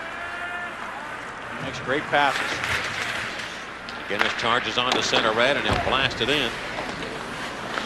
Bounces around to the near corner. The Blues, Jeff Portnoy trying to take possession. He comes out of the corner, sweep it over to the right point to McGinnis, and boom, he shot out, and he shoot that puck, but it missed the net. Get out of the way. Jamie Rivers. Put it in the corner, and Tamer's going to take control of it. Bang it off the glass and ahead. It rolls on ahead. Blues backpedaling here with half a minute to go in the penalty. Right up the center of the ice. Going up the alley is Courtnall and moving to the Penguins end. Mitra got hit, but he bumps the puck back over to McGinnis. A slap shot got through to Barrasso, and he made that save. Gary Balk from behind the Penguin goal. Try to work it by Harry York, and now reaching in to get it will be Brad Varenka. Comes up shorthanded, 2-on-2. Might have a little advantage here. The Blues have McGinnis on. Varenka elects to take the puck and swing it back into the Blues end with 3 seconds left. Here comes Hicks on. The Penguins have killed it.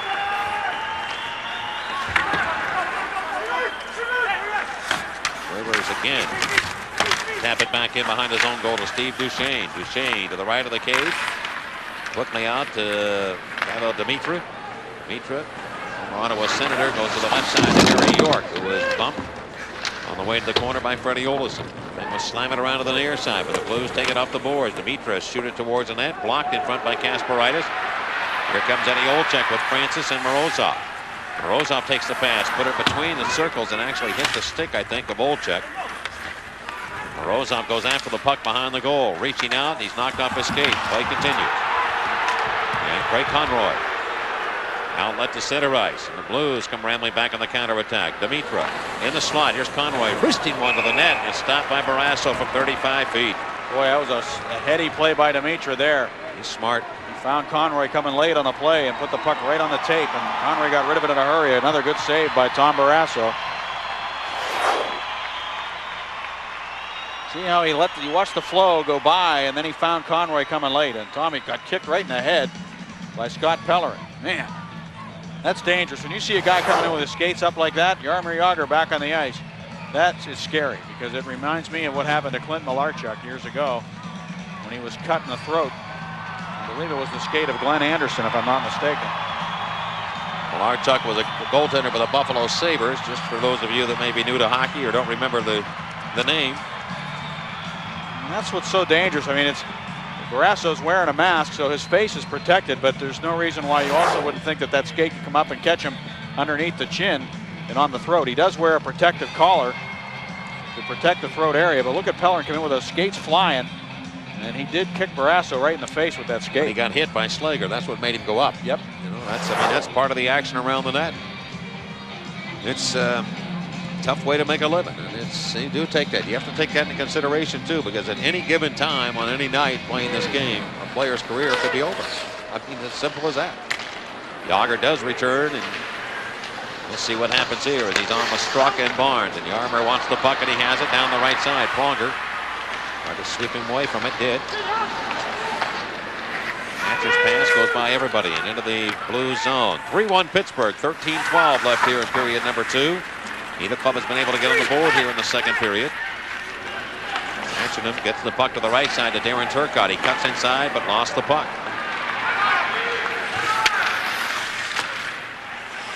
Penguins have not had a shot here in this period. We're 7 minutes in against McClellan. The Blues have had 3. Drop pass to Ian Moran. First shot of the period right on, and McClellan stops that. 7+ minutes into the period. They jam it back around to the near boards, and the Blues.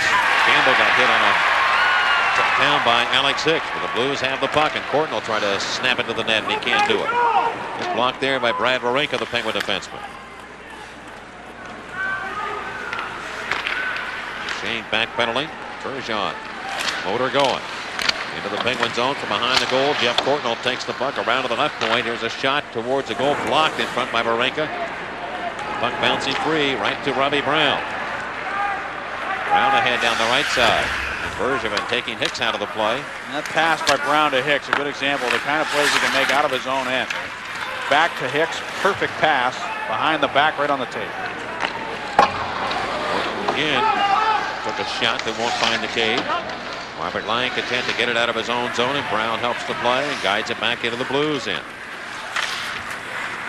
Skating quickly now will be Chris McAlpine, the Blues defenseman. He's getting some ice time here. Let's take it away from him. Tyler Wright with Ian Moran and Gary Bulk. Hit a stick that was left in the Penguin zone. Swept ahead by the Penguins, and now off a stick and into the seats. That allows us to take a break, and we'll do that here in the second period. The Pittsburgh Penguins lead the Blues of St. Louis 3-1.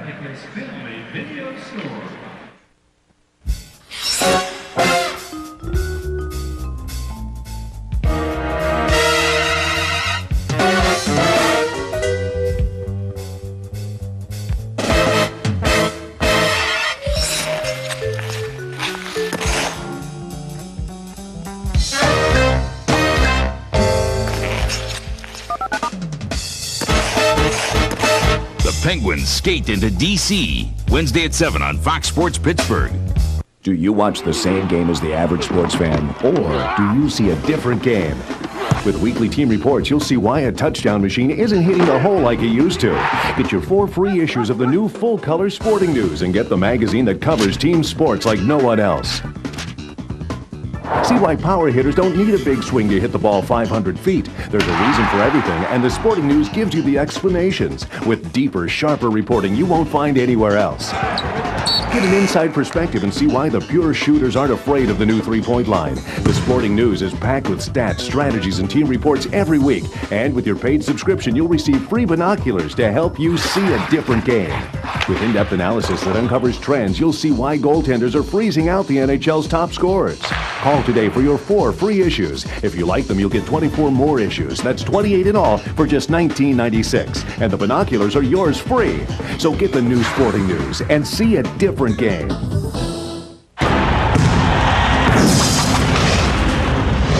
defending champs. How about that? Shades of what he did a year ago. This season's biggest surprise. And this place is rocking. Super soft Mike Bibby leads Arizona against Stanford's explosive scorer Chris Reeves. He's on fire. Call the fire department. National title contenders get it on. Thursday at 10:30 on Fox Sports Pittsburgh. Discover Card history page. This day in Penguins history, 26th of January 93. Larry Murphy scored a goal and 2 assists to become the 8th defenseman in NHL history to get 800 career points. Point number 800 came in a 6-3 Penguins win over the Washington Capitals. Murph is still going. There's a former teammate of Larry Murphy's with the Washington Capitals, Kevin Hatcher. He was probably playing for the Caps that night, 93.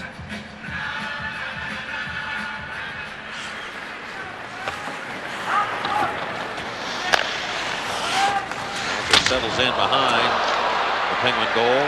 And Olsen got taken off his skates by Kelly Chase, who rammed him hard. This is the banger, and he uses the body pretty effectively for the St. Louis Blues. Number 39, McGinnis. Drills it in. Hatcher comes after it, took a bump from Kelly Chase. And around the boards and onto the neutral zone. Jaromir Jagr back on. He appeared to have been stitched possibly underneath the top of the lip. He's grabbing at it, that numbness you have. You just keep reaching up there to make sure it's all there. Stu Barnes, good pass ahead. Here's Jagr. Taking it against Pronger, coming to the net, and his wrist threw right on the goal. McLennan got a piece of that. Pronger stood his ground pretty well there. Jagr trying to cut between him and the net. He would not let him get inside on him. They're being pressured now by Jagr. He snaps the puck too, Pronger. See that pass? Well, he should. I mean, he should be able to do that. Passes the puck really. Yeah, I mean, as good a player as he should be able to do that. I mean, you're right. Here's Robert Lang. Lang fires it. What happens is, and I know what we're comparing to, Staggy, that we used to see that on a normal basis from most people, and we don't see it as much. It's a great defenseman if they want to call themselves great. You think of Potvin and Bork, and you know they make those hard passes, rip the puck there, and it's right on the tape. He's a very talented youngster, Chris Pronger. Here's Warinka. A lot of people touting him for the Norris Trophy. He's one of the best defensemen in the league. We talked too much about that. Kasparaitis steps up on Jeff Courtnall. Find Warinka. Warinka belted up the sideboards and back in behind the Blues net. Hicks just got upended. Nothing called. Dvorsky wasn't looking. He got tripped right in front of the net. Missing a good game here in the second period. Kasparaitis gave it away. Duchesne to the right side to Jeff Courtnall. Courtnall around behind the goal. Kasparaitis coming up with it. Plays it up ahead to Alex Hicks. On the right side to Tyler Wright. Trying to gain some room against the defenseman Rivers. Towards the goal. Duchesne neatly stepped in front there to cut it off before it went to the goal. And Campbell and the Blues come on a counterattack. This is a pretty good effort here. On the left side, Courtnall trying to get to the net. He does on Barrasso's glove. Up the alley, and it comes center point. Bergevin's attempted shot broken up by the Penguins, and they cannot clear it. Good play by Turgeon to Campbell. Look out here in front, man there. Courtnall's up into the play. Knocked off his skates. Jeff Courtnall got hammered. Penguins come back, and Balk swings it up to Wendy Olczyk, who has a goal tonight. 3-1 Pittsburgh here in the second. Drop pass. Tamer's got all the room in the world. Goes right to the net. He shoots it. McLennan will make the save. He gets a rebound back. And McLennan stopped that one, too. Boy, McLennan gave him the 5-hole and then took it away. Here is York racing through to the Penguin zone. His attempted wrister blocked by the Penguin defenseman Yuri Slager. They belted around to the right point. McAlpine put it down the board. That's corrected away by the Penguins. Up to center. The Blues get it again. Here's Dimitra with a heavy slap shot. Right up off the glass. And jumping to Barrasso, who knows this rink. He knows when that puck comes off the glass, you better be aware, and he is. 8:07 to go in the second. 3-1 Pens. Still using Zero to call people collect? Hello? Stop! It's expensive. What to do? Dial 1-800-COLLECT. Dialing 1-800-COLLECT saves the people you call lots of money. Hello? Hi, Grandma. A regular collect call that costs $6.75 costs only $2.89 with 1-800-COLLECT. What a deal! It's so easy. Dial 1-800-COLLECT today and save. What if there were shortcuts only you knew about?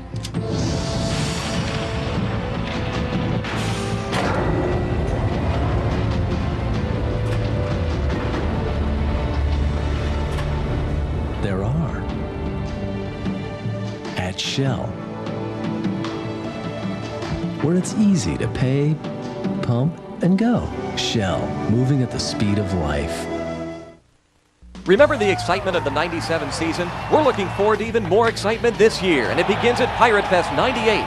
There will be current and former players signing autographs, including Jason Kendall, Al Martin, Kevin Young, and Willie Stargell. Check out the youth baseball clinics, or enjoy exciting games, contests, and prizes. And don't miss great Pirate merchandise and the Collector's Showcase. It's Pirate Fest '98, starting January 31st through February 1st at the Carnegie Science Center. For tickets, call 321-BUCKS or 1-800-BUY-BUCKS.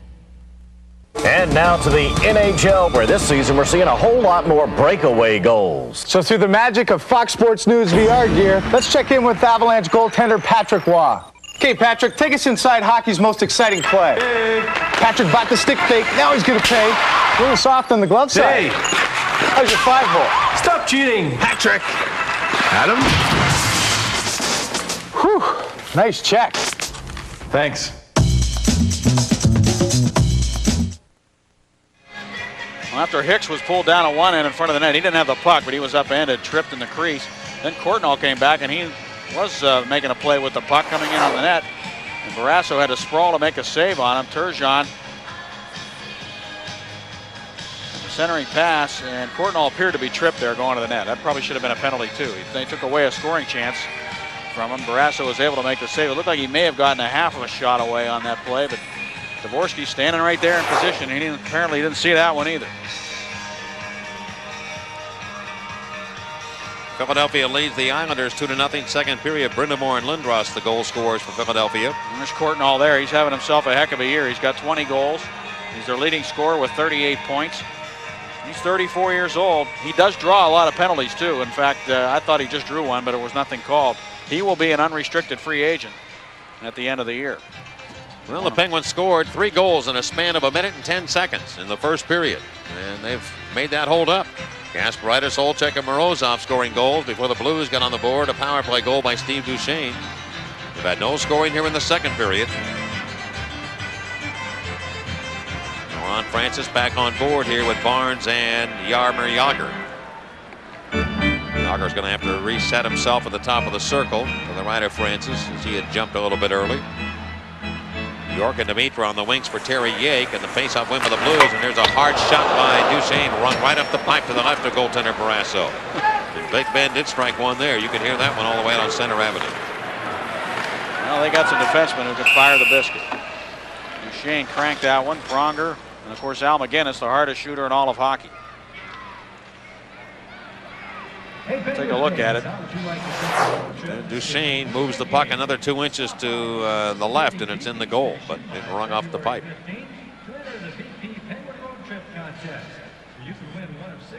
You want to hear it? You want to hear what it sounded like all the way up here and out on Center Avenue? Center Avenue? Hear it.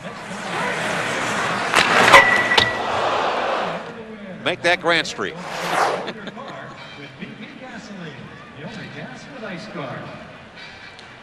Francis to win the faceoff, and Freddie Olesen will take the puck. Get over to his partner, Hatcher, and back now, and Jagr will pick up the mail. There's a pass to Hatcher, who circles around and just drives the puck into the zone. Duchesne coming back to take possession. And behind Olesen, Hatcher goes in. Conroy follows, and he gets the puck. Leave it around to the left wing corner and around the boards now. Controlled by Hatchingham. Tap it over to Pellerin. Pellerin tries to center. The Penguins cut that off. Jagr settling in, and he'll just fire the puck in. Francis was knocked off his skates in a collision with one of the Blues. Hatchingham stepped up again to get a piece of one of the Blues. Hatchingham though on the left side of Pronger. That big heavy slap shot. Off the glass behind Barrasso, now hits the twine. Dumped away as Kasparaitis floats it over to the near corner. The Penguins have to go in and get it behind the net. I would bet that Barrasso would probably be glad he's not playing against the Blues every day in practice. The way these guys shoot the puck. Guinness again missing the target. Turgeon up the left wing side. Around to the near board. Brown will bump shoulder Courtnall. That's been a good matchup all night long. Jeff Courtnall and number 44, Robbie Brown.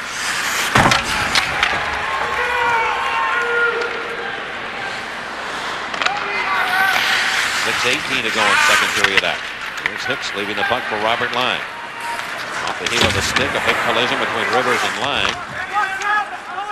Rivers wants the puck. Lang's trying to get oriented to what's going on here as he gets back to his blades.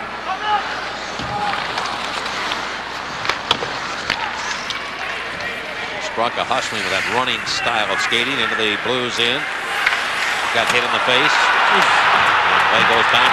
The Blues fired away to the Penguins in. Strucker got cupped in the face. He was trying to cut into the zone. I don't know why you'd see that. I mean, he only had the puck. He was no more than 6 feet from him.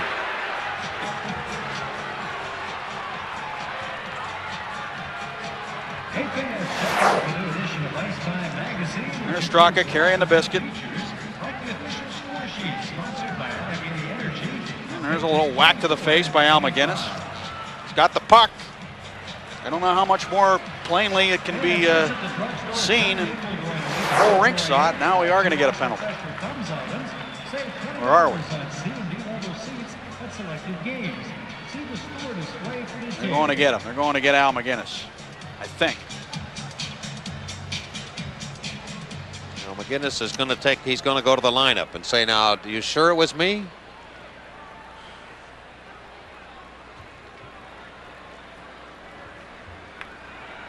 Well, Mr. Dvorsky now, and now Quenneville is pleading his cases of, you know, you don't know who it was, what happened? McGinnis goes for the skate. We'll be back. 3-1 Pittsburgh. For 27 years, I've vended peanuts, see? To my pal Tony says, this Coors Light, they frost brew it, right? It's icy cold. So I says, I thought everyone drinks it because of all the peanuts I toss. See, I could hit a guy 8 rows up just by hearing the sound of his voice. It was my thing. But with Coors Light, I don't need a thing. Except maybe a towel. Coors Light! Coors Light! With Plymouth, this is what you pay for, and this is what you get. Take, for example, Plymouth Breeze. You get a back seat that folds down and nearly 112 cubic feet of interior and trunk room to accommodate even your most precious cargo. And this is what you pay, including $1,500 cash back. One more time. This is what you pay for, and this is what you get. Now get $1,500 cash back or 1.9% APR only at your Plymouth dealer. I love sports. I dream about sliding headfirst into home plate. Deep in my bones, there is a need for slap shots, left hooks, spikes, high-speed turns, sudden death overtime. He's wide open down the sideline. I want every step. I want every score. The 30, the 20, the 10. If you got the hunger, like I got the hunger, there's only one place to go. Fox Sports and Fox Sports Pittsburgh bring you worldwide sports coverage plus your favorite home teams, all on Fox Sports Online. It's good! January 28, 7 p.m. Eastern. Witness sports television history. America's most powerful regional sports channels join forces to become Fox Sports Net. First, live from New York, a special edition of Fox Sports News. Then at 7, the birth of a national network. Followed by your home team game. The Penguins take on the Washington Capitals. The new era begins Wednesday on Fox Sports Pittsburgh. Well, McGinnis is in the box, and he was just saying in the box, why don't you call it right away, which is what we were asking too. Nevertheless, justice is served. He is in the box where he belongs. I don't know if he should have gotten 4 minutes for that.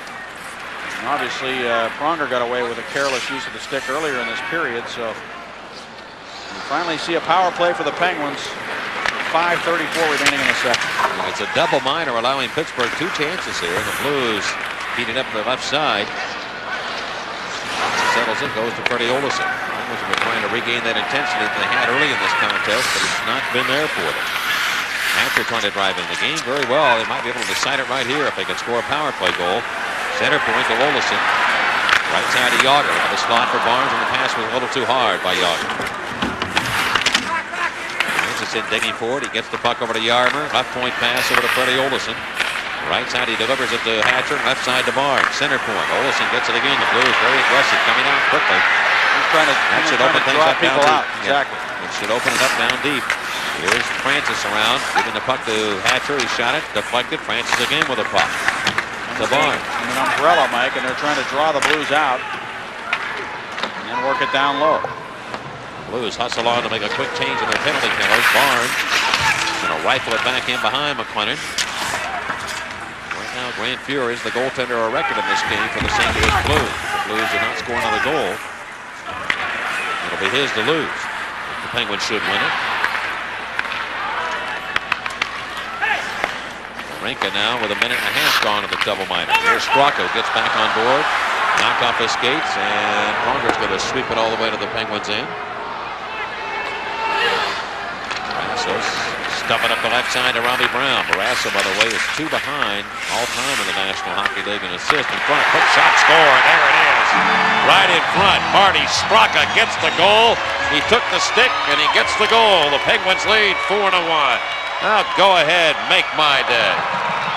Boy, what a good play by Eddie Olczyk and Rob Brown.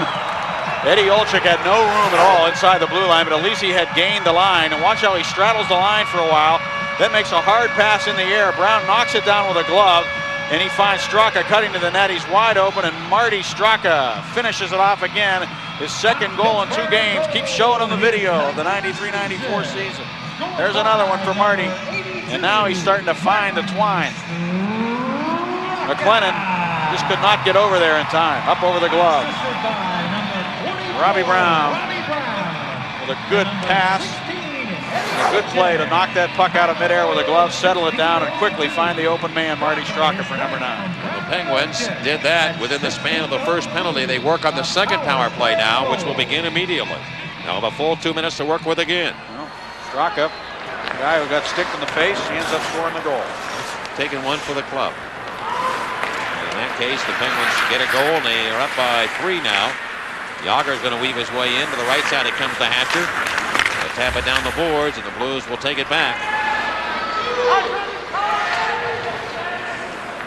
After retreating, looking, the Penguins turn it up a notch there, and it paid off for them. That Straka line working has been terrific tonight for the Penguins. Here's Jagr trying to make something happen, going towards the net, but he can't get the shot to the goal. And the puck is put out of play off the ice surface with 1:24 to go on the second penalty to Al McGinnis.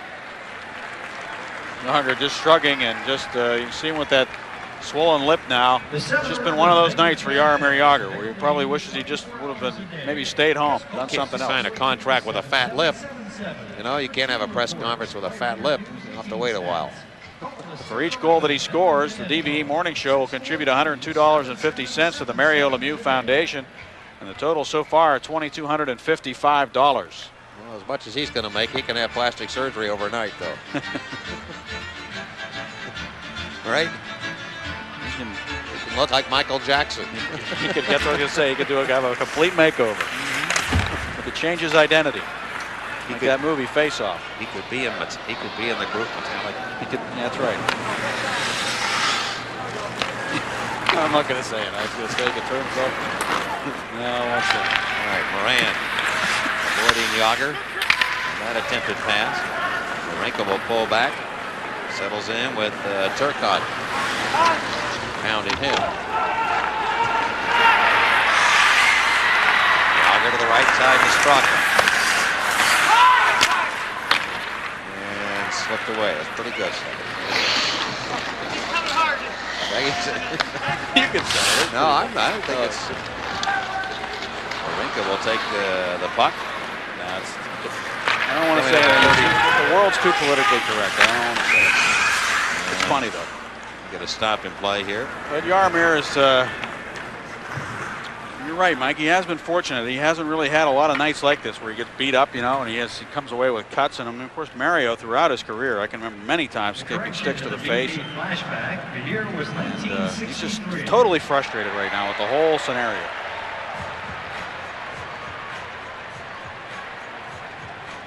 It's one of those nights, Yags. And oftentimes, he will turn this kind of a situation into nothing but positive for him. I mean, like in the third period, he could come out just flying and end up making a couple of great plays, just channeling that frustration in the right direction. Tampa Bay, by the way, leads Ottawa 1-0 in the second period. Stéphane Richer, the new Lightning player, gets his first in a Lightning uniform. Here's this face-off to the left of Barrasso with a half a minute to go on the penalty. The second one to Al McGinnis. Penguins now lead 4-1 here in the second. Kasparaitis moves it over quickly to Yuri Slager. Pinched in on a good effort here by Conroy. He's doing a good job of stopping the Penguins out of their own zone. And head to the road after tonight to play Washington and the Boston Bruins. Busy week coming up here. Into the seats and some fan up there. You think you got a bad, Yags? Some fan got clipped. And they throwing towels up into the crowd behind the Penguin bench.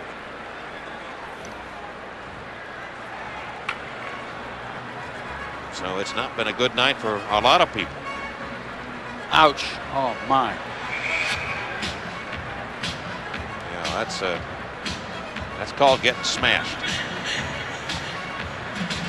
It's just been that kind of night. Pucks and sticks I'm flying. glad we're up here. Me too. Between February 1st and February 28th. 2:02 left here in this period. I watched Morozov get hit yesterday in the mouth. You know, I was thinking this game is incredible. I mean, these guys, what they put up with to play the game of hockey.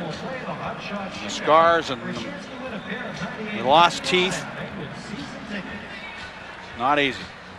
And the bruises too. I mean, these guys, you know, all that stick work you're seeing now in the league. There are welts all over guys' arms and along their ribs and backs from taking sticks throughout the game. And Jaromir Jagr is taking his share of that stuff. There's Lorenko. Snap it over to Kasparaitis. 1 second to go in the second penalty. On comes McGinnis. The Penguins are 1 for 4 in the power play.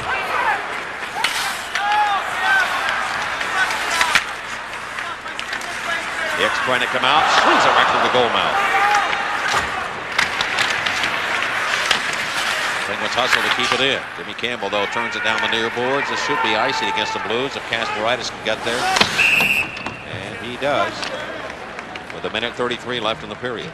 Mike, you mentioned, by the way, the Capitals. They're the hottest team in the league right now. They have the best record in the last 10 games, 8-2. Penguins will go on and play them 2 nights from now. You can win a trip to Dallas, Tampa, or Miami, courtesy of BP and the Penguins. Enter at participating BP stations before February 15th. It has been a year of streaks for the Capitals. Remember, they started off so quickly. I think they were 7-1. And then they went into a tailspin, and now they've come back strong. Well, they had their share of injuries, too. They were missing Joe Juneau. And they are 5th overall in the East, and they have 58 points. They're 8 games above 500, so they play much, much better hockey under Ronnie Wilson. Penguins last time beat the Capitals at the MCI Center.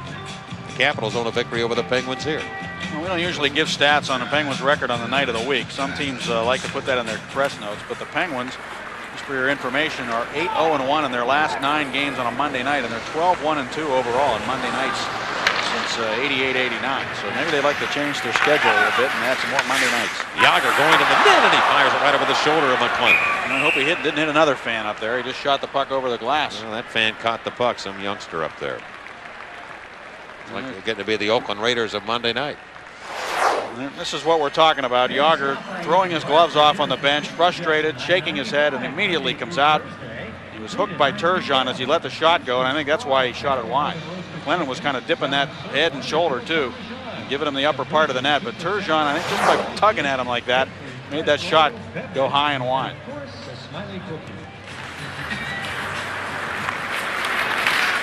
Now by Dimitru, who swings it right side to Terry Yake of the Blues. From behind, Penguins have a 4-1 lead here in the second period. Pronger feeds it over to McGinnis, and a big shot right up the left pad of Barrasso. Cairns all the way back to center ice. Less than a minute to go here in this second period. Barrasso comes out. He's going to handle the puck.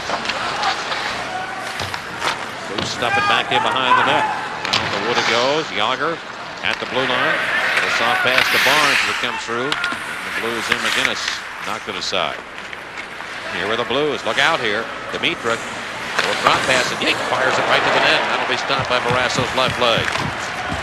Blues had some open space to work with there. Get back in behind the goal. Olesen turning around one of the Blues. There's Dimitri. 19 seconds to go in the period. Only goal in this frame by the Penguins. A power play goal by Marty Straka. Barge goes off his skate. We will finish out the period here with only 5 seconds left.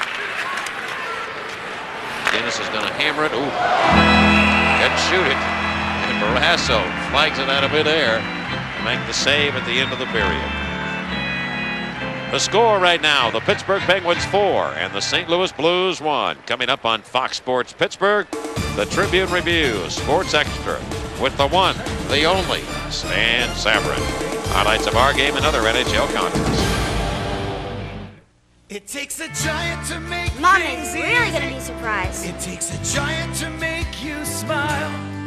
It's a feeling you get when you step inside that makes it all worthwhile. It's all those things that feel so right. It's everything that we do. It takes a giant to make life simple. Giant Eagle. think you're getting the best shave? Take the Sensor XL Challenge. We bet you can't find a closer, safer shave than Sensor XL. No other razor has Sensor XL soft microfins for extra protection and self-adjusting blades for extra closeness. Take the Sensor XL Challenge. Once you experience the safest way to the closest shave, we bet you won't go back. Gillette Sensor XL.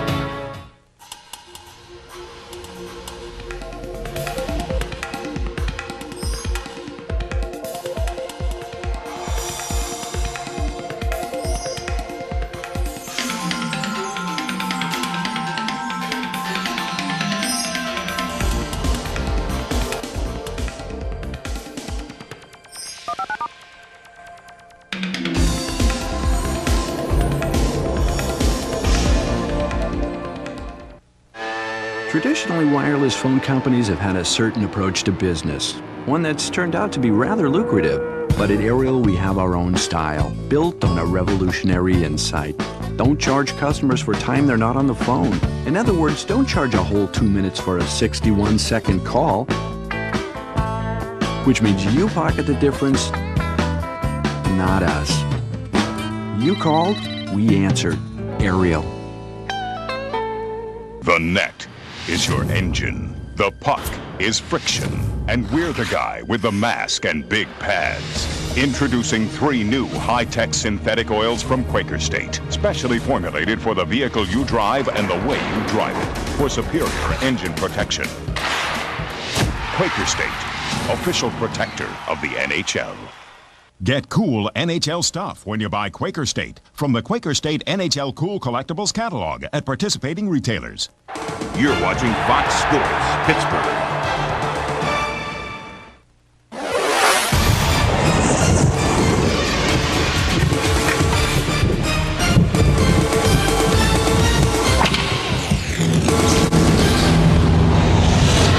Be it ever so humble, there's no place like home for the Penguins, at least for tonight, leading St. Louis 4-1 at the end of 2 periods of play.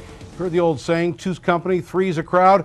Well, against a defensive-minded, disciplined team like the Penguins, overcoming a 2-goal deficit is virtually implausible, and overcoming a 3-goal deficit is virtually impossible. Early in the first period, Brad Wawrinka stopped by Grant Fuhr.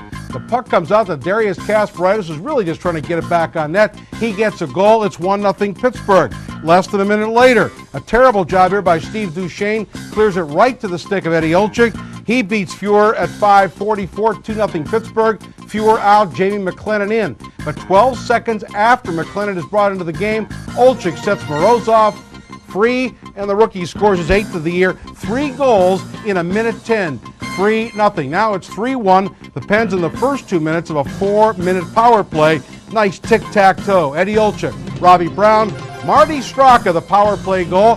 Marty has now scored 2 goals in his last 2 games, and it has given the Penguins, I won't say insurmountable, but a very comfortable 4-1 lead. The Penguins are 19-0-2 this year when they've had a lead entering the 3rd period. All right, when we come back, we will take a look at some NHL news and notes as well as tonight's NHL scoreboard.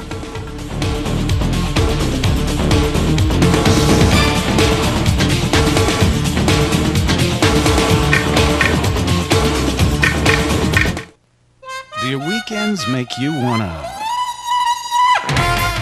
think there's nothing to do in this town? Funny. Looks like there's something around every corner. What do you need? A personal invitation? How about a ticket? The new Ticket. Every Friday in all Tribune Review publications. Ticket is your guide to everything Pittsburgh has to offer. Movies, symphony, theater, concerts, club life, after hours. So don't stay. This Friday, pick up a ticket and get out. Penguin fans, register for Hills Flyaway with the Penguins contest. You can win a trip for 2 to Charlotte as the Penguins take on the Hurricanes in an exciting divisional matchup. The lucky winner gets a $100 Hills gift certificate, hotel accommodations, round-trip airfare, and tickets to the game. The grand prize winner will be announced during the Penguins television broadcast on March 22nd. Other prizes include a Gold Circle box for a Penguins home game, Hills gift certificates, and more. Visit a Hills team shop for details and entries. I don't know what came over me. I didn't fill up at BP. Now I have fuel line freeze, you see, so they're coming to tow me away. They're coming to tow me away. Oh, hee hee. Now all BP gasolines are blended with Ice Guard to prevent fuel line freeze. Guaranteed. You go, or BP pays the tow. I only have myself to blame. All gasolines are not the same, and they're coming to tow me away. Hey, wait! BP, we keep you moving. John Lithgow performs the Discover Card Dial-Along song. An extemporaneous piece. Provided for your dialing pleasure while you call 1-800-IT-PAYS-2 and apply for your Discover Card, the card with the cashback bonus award that always pays you back. That was a nice surprise. And that's music to everyone's ears. It pays to Discover. To apply, call 1-800-IT-PAYS-2. Accepted where you see the Novus sign. Every day there are more and more demands on your time. So you should demand more from your bank. Like the ease of banking by phone. Banking from just about anywhere by PC. Or anytime by ATM. And the convenience of full-service banking 7 days a week at all of our supermarket locations. To find out more, stop by any of our offices or call us at 1-800-MELON24. Melon, it's where you're going.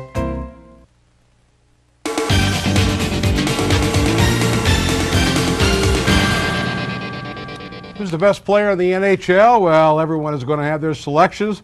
Jaromir Jagr, Eric Lindros, Peter Forsberg. But if you name Paul Kariya of the Mighty Ducks of Anaheim, nobody would laugh you off the blue line. Kariya, who missed the first quarter of the season in a contract holdout, has come back and with a vengeance, and today he was named the NHL Player of the Week. Last week, Kariya, in 3 games for the Mighty Ducks, had 5 goals, 5 assists, 10 points, and was a +8. Paul Kariya, the NHL's Player of the Week. He's a young player. How about old guys? Well, Wayne Gretzky is still playing hockey and relatively effectively at a time when most guys have gone to the rocking chair. Happy birthday today to Wayne Gretzky. He is 37 years old today. And after they get done with their stint, up until the Olympic break, he will head the Canadian team. How'd you like that to sit and watch this one? Tampa Bay at Ottawa, Stéphane Richer with the goal. The Rangers have lost Alexei Kovalev to knee surgery for about 3 weeks. That'll take them through the All-Star break. They lead the Caps 1-0 in the second. Lindros and Brindamore are the goal scorers. The Flyers lead the Islanders 2-1 in the second period. Toronto and Dallas scoreless in the first. Edmonton at Colorado. Vancouver at Phoenix. Just about getting underway. The Pens got underway early, 3 goals in 1:10 of the first period. They've managed to build on that, a 4-1 lead. Pittsburgh at the end of 2, back for the third period face-off right after this.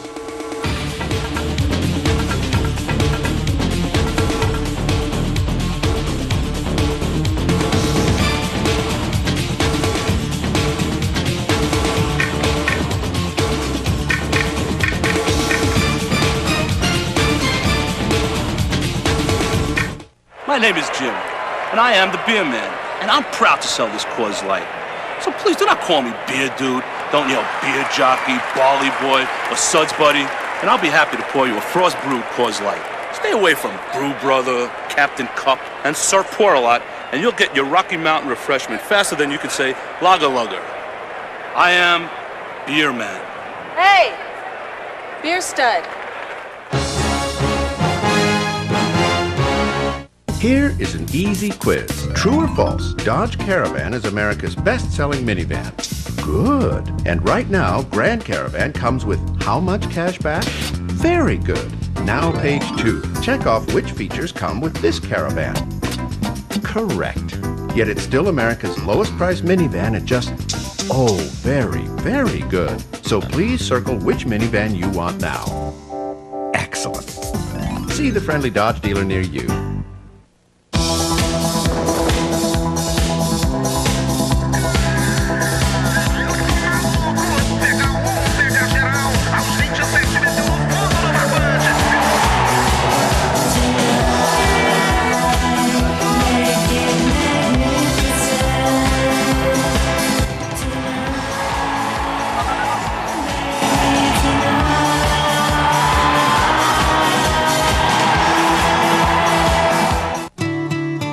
sure have changed around here since Tom switched his gas station over to Gulf. Old Ed used to drive to the next town over just to get that good Gulf gasoline he grew up with. Ruth Ann says money experts recommend the Gulf MasterCard over most other credit cards. So now folks just fly right in, pay at the pump, and earn free gas. We still offer that good old-fashioned service. Gulf just made buying gasoline faster for people who don't have as much time on their hands. In my business, when I need something, I always need it fast. Who comes through for me? My local Granger. Two-way radios, lamps, power tools, flashlights, they got it all, and they help me get it right. Want to keep your business running smoothly? Talk to Granger. They got more ways to keep your business running right. Like Motorola Spirit professional two-way radios, the ultimate communication solution for work groups. You're watching Fox Sports Pittsburgh.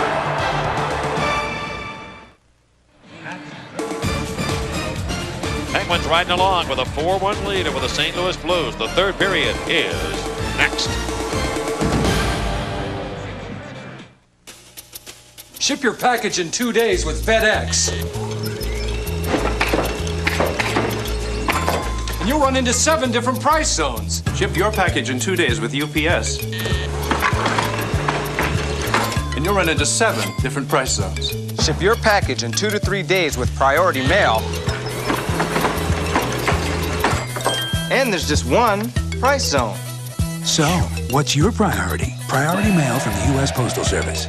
Penguin fans, register for Hills Flyaway with the Penguins contest. You can win a trip for 2 to Charlotte as the Penguins take on the Hurricanes in an exciting divisional matchup. The lucky winner gets a $100 Hills gift certificate, hotel accommodations, round-trip airfare, and tickets to the game. The grand prize winner will be announced during the Penguins television broadcast on March 22nd.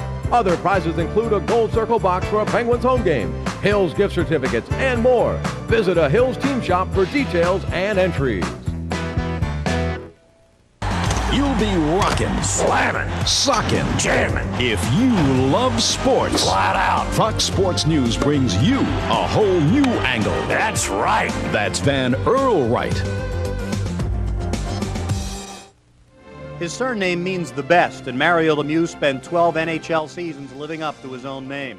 Let this magnificent player tell the story in his own words. Call the number on your screen to order Mario Lemieux, The Final Period.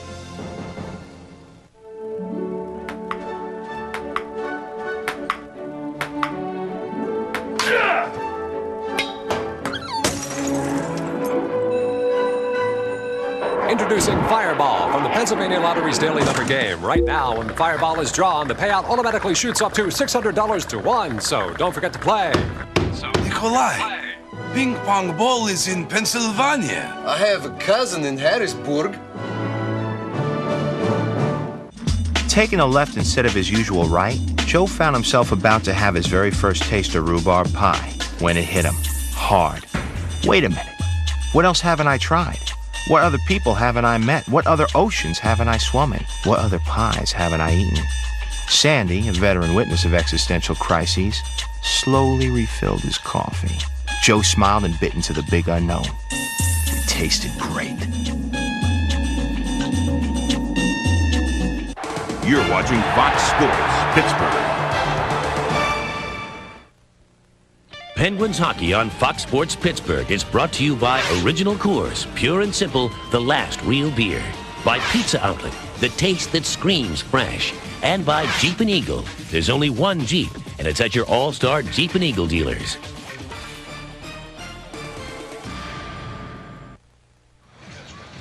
All right, we're at the Civic Arena with Mike Eaves, the offensive coordinator of the Pittsburgh Penguins. So far, your plan has worked pretty well. You got 4 on the board, Michael.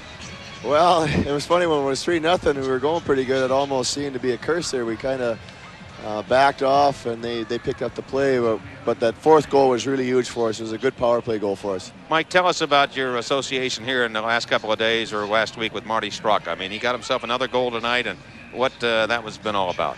Well, you know, sometimes I remember as a player, you get in a funk, and you know, Marty scored 30 goals plus in this league at one time, so we went back to the archives and dug up some goals he scored and looked at it and talked about it and some of the things he did. And you know, history does repeat itself, and Marty can score, and I think he just needed to see himself do that. And he's been on fire. I hope he keeps it going for himself and us. All right, Mike, thanks for joining us, and good luck in the third. Thanks, Mike.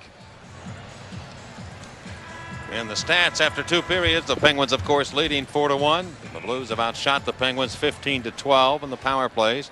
And Mike was right. That was the big goal for the Penguins. That power play goal by Straka to give them a 3-goal lead going to the third. And the face-offs, the Blues have a slight edge on that. And there is Marty Straka, who, as I said in the open of in our pregame show, when we were talking about what they had done with Straka, no question that he is a better hockey player now than he was when he scored those 30 goals. In terms of being a complete player, defensively, the tenacity, the penalty killing, and just the smarts are all there for him now. If he can go back to scoring the way he did, he's just going to be that much better a hockey player. And frankly, in the era that he scored 30 goals with a pretty wide open Penguin team where a lot of players did score goals. So I think if Marty could get to the 20-goal plateau, it would be comparable to getting 30 in that year. Really, right now in today's game. He would have helped an awful lot during the course of the season. But interestingly, Mike, early in the year, in the first month and a half, he had more scoring opportunities than just about any other Penguin forward. He probably could have had as many as he has now in the first month. Blues working down deep in the Penguins end, trying to come back here. The Blues must play tomorrow night at Buffalo, and the Penguins trying to shut them down here and protect the lead. Lewis with Jamie Rivers winding the puck over to Pascal Riom. And Riom lost the biscuit over to Tamer. Tamer behind the net. The rink has been very, very steady for the Penguins here tonight. Tamer's pass through center. Lang had it chopped aside. The Blues race back in the counterattack, and Tamer takes it back. Short little pass by Robert Lang onto Alex Six, and he flips it into the Blues end. Hunted. Still got the goaltender a record here. Will take a second goal by the Blues for him to lose this game. He gave up goals 3 and 4. But he did not give up the second goal, which would be the game winner right now. And that would belong to Eddie Olczyk.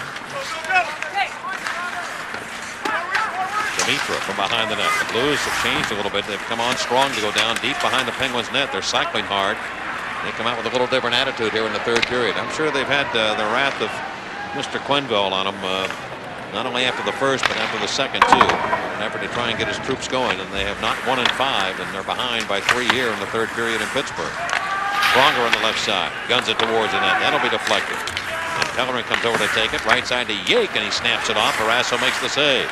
Atchingham takes possession of it. Penalty coming up against Kasparaitis of the Penguins. Atchingham turns to shoot it, but the penalty belongs to the Penguins. Darius Kasparaitis, an interference call. And the Blues trying to scrape their way back into this game. 2:02 at the time of the minor penalty to Penguin defenseman Darius Kasparaitis. Pittsburgh penalty, number 11, Darius Kasparaitis, 2 minutes for interference. Time of the penalty, 2:02. Kasparaitis interfering right around the net. At 2:02. Shot from the point, deflected. Barrasso got a piece of that shot. It was knocked down in the midair.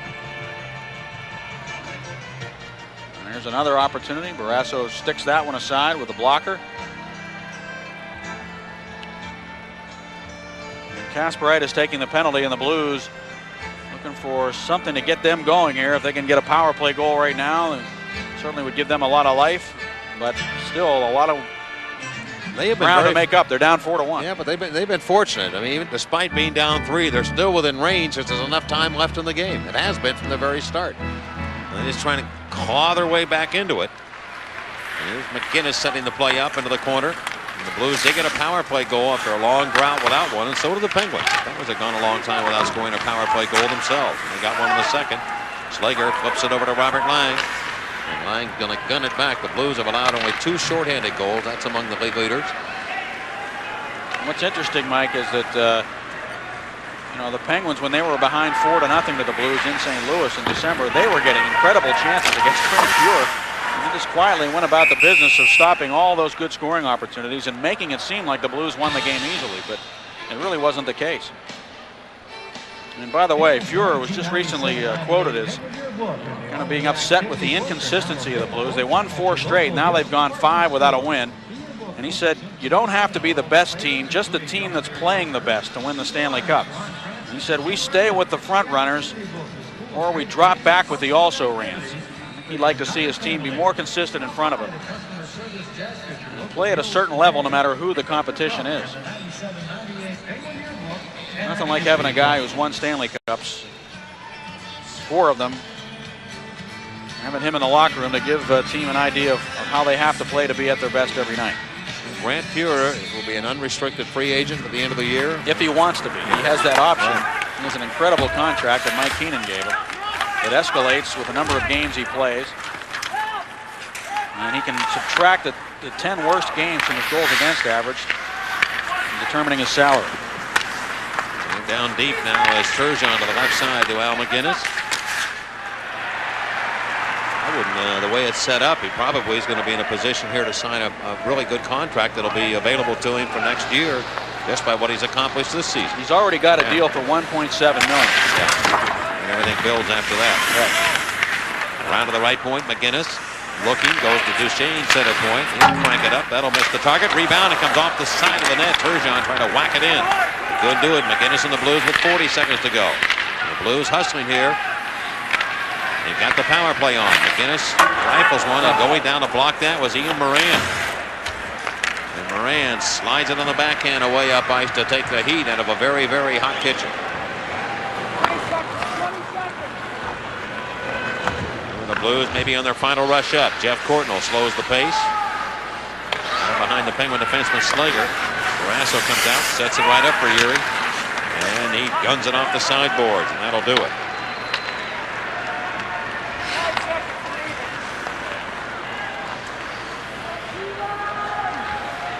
Lewis with McGinnis.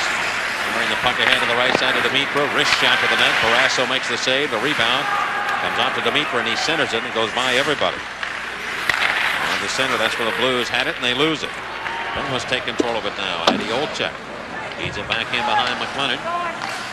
Jamie McLennan, the Blues netminder. It's over the head of Atchingham and right to Barrasso, who scoops it up. Less than 16 minutes left here in period number 3. The Penguins lead 4-1. General Custer could have been a big winner, but he didn't know the odds. If he had a call-a-bet account, maybe he could have changed his luck at Little Bighorn. Dracula was a big stakes wagerer who had no way of catching the afternoon racing action.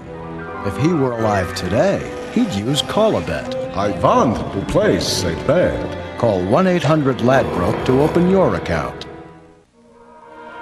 First, we built a digital model of the new Dodge Intrepid.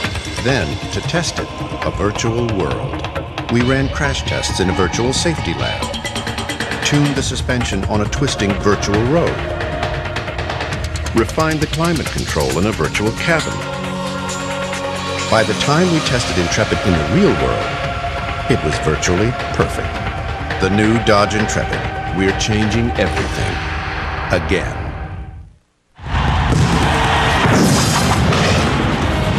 Todd Bergen, Ryan Blackwell, the beast of the Big East battles the upset-minded Panthers.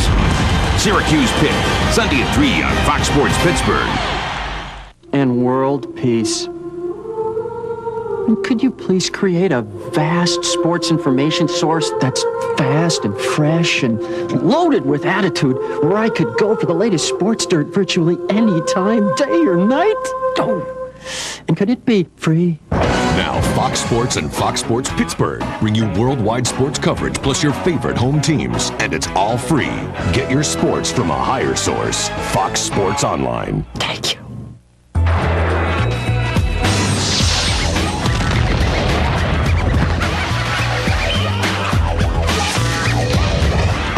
Budweiser presents Fight Time on Fox Sports Pittsburgh. Here's our Lowe's Home Improvement Warehouse trivia question. Grant Fuhrer holds the NHL goaltender record for most games in a season. Who holds the career record? Most games in a career. I don't know. I'm thinking of old-time goaltenders, guys that played into their 40s, like Johnny Bauer and Glenn Hall, and people like that. It's probably some. They didn't play as many games in a season. That's true back then. Well, he played. Terry Sawchuk. He's from the same era. Is it Terry Sawchuk? Yeah, it is Terry Sawchuk. Right to the net on a shot by Rivers. Stopped by Penguin goaltender Barrasso. Now Morozov comes around to take the puck. He's hammered on a hard hit by Kelly Chase. Well, when Chase has been on the ice, he has done what the Blues ask him to do, and that is use the body, and he has done it on every shift he's been on. Well, Harry York took a gigantic windup and then only got half the puck on the shot, but Barrasso still had to be sharp to make that save because it kind of was a changeup. Jagr with the Penguins. Snaps it ahead to Darius Kasparaitis, who comes up ice with Alexei Morozov. That's a Russian connection there for the Penguins.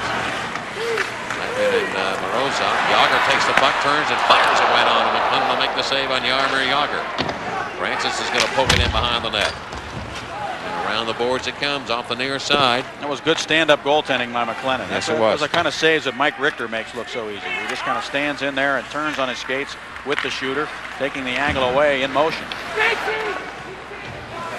Robbie Brown will steer it into Blues territory. And Craig Conroy. Another guy that does that so well is John Van Beesbrook. He's technically incredible at doing just that. And watch McLennan, how he moves from left to right and just moves along with Jagr as he cuts across in front of him. Skating, really, that enables him to do this. Take a look at it as Jagr comes across the slot. Watch McLennan move. See him turn his right skate out, push with the left, and get himself in position once the shot is released. Square to the shooter to make the save. McLennan played at Lethbridge, same place where Kenny Reggett played his junior hockey. The Lethbridge Broncos. That's our scoring contestant here in the third period, Tressi Leppo. That reminds me of the Marto Javanainen, and what was the other? No, we had there was the same basic name. There was a guy named what was his name? Tavio Leppo. Is that what it was? No. Oh man. What was the other Finnish? No, there was the first guy ever drafted, the first Finn ever. The Penguins actually drafted. Tapio Levo. Tapio Levo. That's what it was. Tapio Levo. I think he had a brother Zeppo. He was a lighter. Zippo. He was a little lighter than Tapio. Alpine to touch the puck, and we have an icing call. Well, this is a good night for stories. Got a lot of time. We bring you a lot of things here on Fox Sports Pittsburgh. Oh, do we? Usually we'd have a lot of things to put on the air right now, but we'll come up with something. Tapio Levo. Tapio Levo actually was drafted by the Penguins, and that was when nobody was drafting people out of Finland. This was way back in the, I think, in either the very early 80s or maybe even the late 70s. That's how early he was picked. I think he ended up going over to New Jersey, becoming... He worked in a meat market. No, I think Colorado had the rights to him, really. I do. I think he ended up, he might have played, in fact, a couple games for the Devils. Or the Rockets. Concessionaire in the old Meadowlands. Finds Jimmy down the left wing. Feed it back in behind the St. Louis goal. Now centered. Comes off the skate in the Blues. Sailing out of the area. The Penguins force it in, and we get an offside call. Well, we had Billy Siren, who was here with the Penguins. We had Javanainen, and there is one other one, too. Another, they won the Super Bowl. The reason I had Petteri Leito. Petteri Leito, Arto Javanainen. Leito. Billy Siren, and now Thomas Granlund. Those are the Finns who played for the Penguins. But Levo was actually the first guy ever. Leito and Javanainen. We were in Winnipeg for a Super Bowl one year, and it was their first year, their only year with the team. And the guys put together a Super Bowl pool. People in Pittsburgh can relate to this. Everybody's on a pool of some type. And these guys won the pool. I'll tell you, Mike, never been to a football game in their life. I got a mind like a steel trap. Colorado and New Jersey is where Tapio Levo played. He played for both of them, and he played 2 NHL seasons, 107 games. Tapio Levo. Long slap shot by McGinnis right to the net, and Barrasso with a quick right hand to pull it in. Well, Tapio could never shoot it like that. Boy.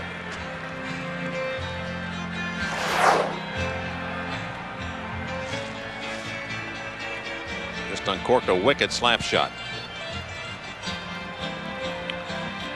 Turgeon shooting the puck tonight. Or that's Al McGinnis? I beg your pardon. I wasn't looking. I was looking up top. Mine's like a steel trap, Steggy. I didn't know that he was. It went right by. Well, we you. had a shot at Turgeon after he took the shot, so I was confused. You'll have to pardon me. Your brain is like steel tonight. There you go.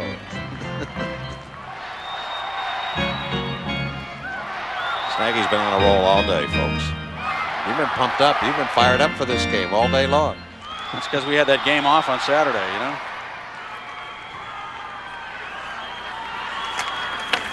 Yake the assignment against Olchek. 13-16 to go in regulation, and the Penguins lead 4-1 over the Blues. Straka tried to jam it up ahead. Blues have not won a game this year when they've been behind after 2 periods, and York sails it up off a blade into the crowd. They're 0-16-3, and the Penguins haven't lost on the other hand. There is Al McGinnis. We wanted to show you his stick, but I'm having a tough time getting a shot of it. But he has a heel curve on his stick. It's like a wedge. It looks like a pitching wedge.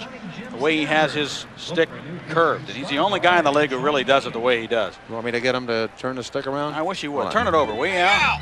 Al, turn the stick over. He really uncorked some wicked slap shots. He won the skills competition again this year with a 100-mile-an-hour slap shot. Yeah, you, Al. Come on, turn it over, Al. Then we'll get a shot of it later on.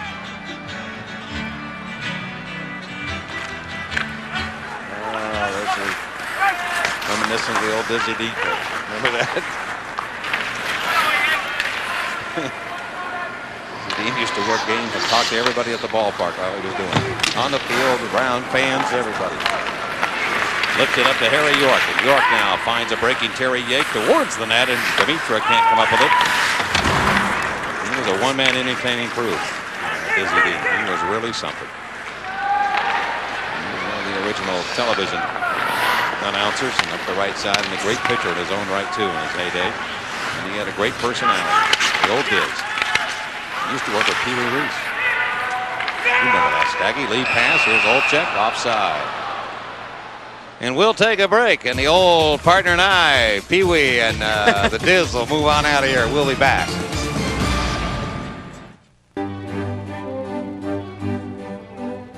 Human motion requires the coordinated movement of 206 bones and hundreds of tendons and ligaments.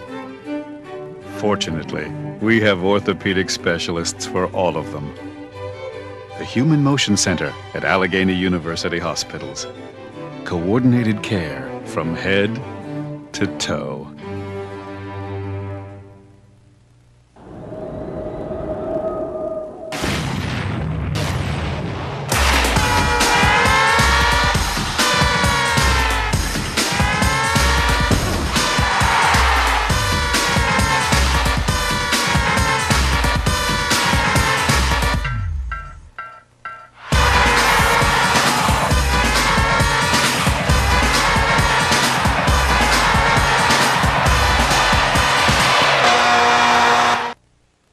Remember the excitement of the '97 season? We're looking forward to even more excitement this year, and it begins at Pirate Fest '98. There will be current and former players signing autographs, including Jason Kendall, Al Martin, Kevin Young, and Willie Stargell. Check out the youth baseball clinics, or enjoy exciting games, contests, and prizes. And don't miss great Pirate merchandise and the Collector's Showcase. It's Pirate Fest '98, starting January 31st through February 1st at the Carnegie Science Center. For tickets, call 321-BUCKS or 1-800-BUY-BUCKS.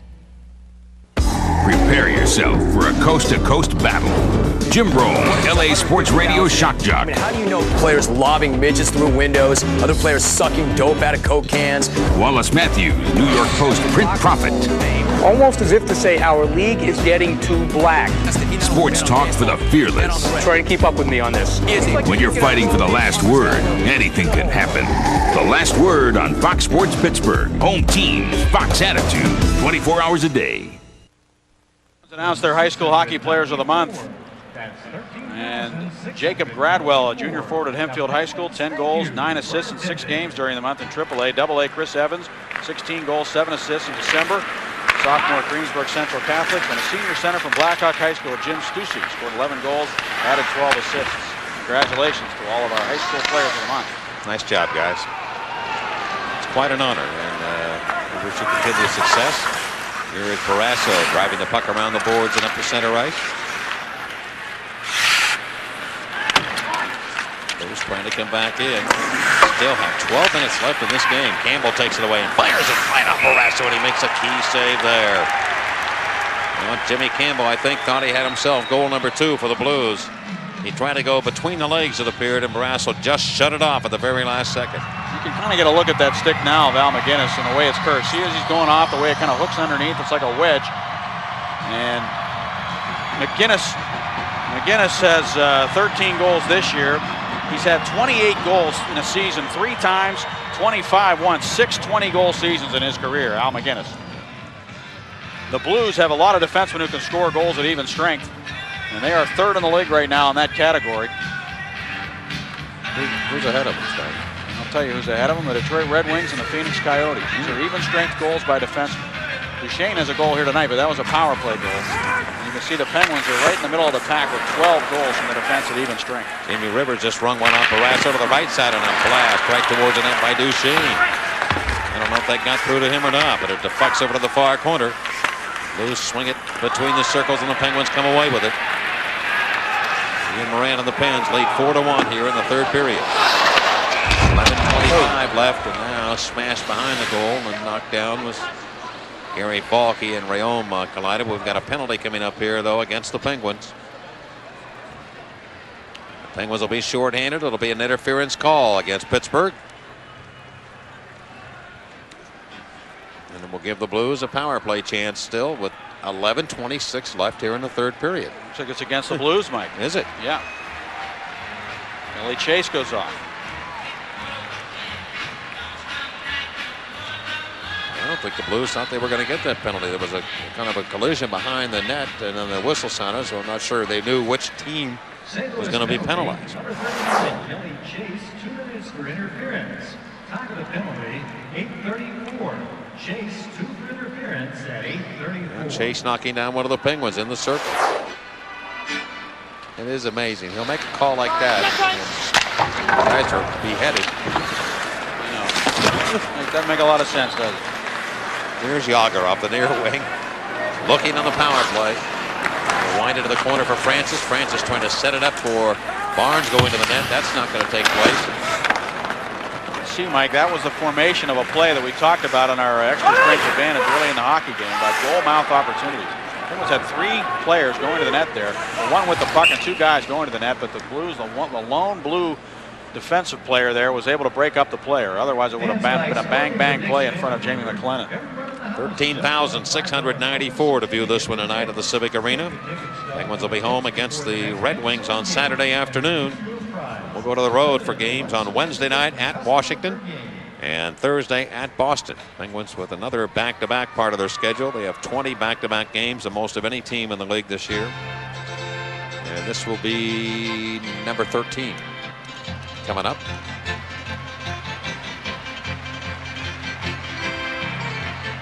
So the Blues trying to kill this off. Dimitra and Turgeon, along with Bergevin and Chris Pronger. Penguins will win the faceoff.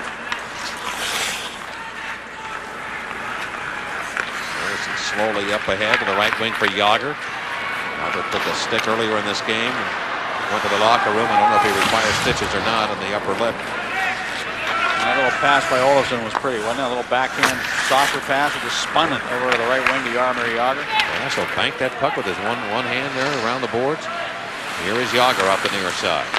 Into the slot between the circles, and Pronger read the play well. And here comes a 2-on-1 back the other way. Dimitra with a good speedy effort by Turgeon. Dimitra comes in towards the goal. Backhand shot, score. What a goal by Pavel Dimitra, and the Blues are back within 2. Oh, that was an incredible goal by Dimitra. Talk about skill level. And he had to go up the ladder. Barrasso played it as well as you can play it as a goaltender. And he went right upstairs on him. This guy did not play in the 4-1 win for the Blues back in December. Watch Barnes get hauled down in the neutral zone. This is Francis first going one way, shortening up on the sticks. Jagr pulls up, tries to make the play in front of the net, but the Blues break it up. Pronger sends Dimitra away. Now watch Pronger. He takes a piece of Barnes and drops him right to his stomach. He interfered with him coming back. Barnes couldn't get back in the play. I don't know if he would have anyway. I mean, it was a long way to go to catch up with Dimitra, who was flying, and he made a great play to beat Barrasso. Have a look at it. Turgeon going to the net. just a great play to turn it over to the backhand. There it was. It looks so simple, doesn't it? It's so hard to complete, and he does it all in one motion and puts it over the goaltender. So a short-handed goal, the 8th this year. The Penguins have given up the 9th for the Blues. And now the Penguins are up by 2 here with still 10 minutes to go in the 3rd period. St. Louis races up ahead, and again they are short-handed coming out of the Penguins' end. Is this one of those leads that you don't feel comfortable with? I haven't all night. The Penguins have had it. It's as though the Blues are within range, and the Penguins just can't put them away at all. And even though they got the power play goal, they still continue to be kind of lethargic at times. And there's a glove save by McLennan. They've not been able to step it up a notch and really take the game away from St. Louis. Thus, the Blues are in it. Ian Moran with a lot of room through the neutral zone, but once he got in there, he had 3 Blues around him and just snapped one to the net. Now the game is officially McLennan's to win or lose. That was the 2nd goal scored by the Blues. There's Pavel Demitra. Now he was a guy who was acquired by Mike Keenan for Krister Olsson. You remember him, the defenseman who was showed so much promise? And we liked him too. Yeah, we did. A lot of people talked about him. You haven't heard a thing about him since. And Demitra was really a guy that Keenan wasn't all that interested in. He had been in Ottawa, had suffered a broken ankle, and Ron Caron, when he took over as the interim GM last year after Keenan was fired, signed Pavel Demitra. Good move, because now Dimitra's got himself 15 goals. The Blues are about to kill this penalty to Kelly Chase. That's his 3rd shorthanded goal of the year, too. By Pronger and into the Blues into the rink. Pronger will take it, flashed it around to the near boards. Morozov of the Penguins takes control of it. This has been the Penguins' most productive line tonight. Straka fell down. Here are the Blues racing through Demitra. To the left side of Turgeon, cranking up. Barrasso with a right leg save. And Demitra gets it again. He throws it on the net from an impossible angle. Barrasso kicked that away. And the Blues have outshot the Penguins 25-15. Straka of the Penguins trying to work the puck up the boards. Corker without a stick. Finally lifted up in the atmosphere to center ice. Penguins scored 3 times in a span of 1 minute and 10 seconds in period number 1. Esperatus, Olchek, and Morozov. Here comes the play as Hicks got around the defenseman, but he can't keep the puck. McLennan drives it over to the far wing. Blues stuff it back to center ice. And this is where you'd like to see a line get the puck in deep and at least be able to cycle, if not get scoring opportunities, at least keep the puck in the Blues end of the rink to kill some of the clock. I think this line of Hicks, Brown, and Lang would be one of the better ones at it for the Penguins. And I think really that's a dimension they are going to have to develop as the year wears on. Because they will be relied on to do that kind of stuff in big games down the stretch when the Penguins are protecting leads. We'll be back in a moment. The Penguins 4 and the Blues 2. Every day there are more and more demands on your time. So you should demand more from your bank. Like the ease of banking by phone. Banking from just about anywhere by PC. Or anytime by ATM. And the convenience of full-service banking 7 days a week at all of our supermarket locations. To find out more, stop by any of our offices or call us at 1-800-MELON24. Mellon, it's where you're going. Here is an easy quiz. Which car has more standard features? Good. And with $1,500 cash back, which car has the lowest price? Very good. Or instead of cash back, Dodge Stratus comes with what low financing rate? Very, very good. And what can this rate save you over 60 months? Correct. So please circle which car you want now. Excellent. See the friendly Dodge dealer near you.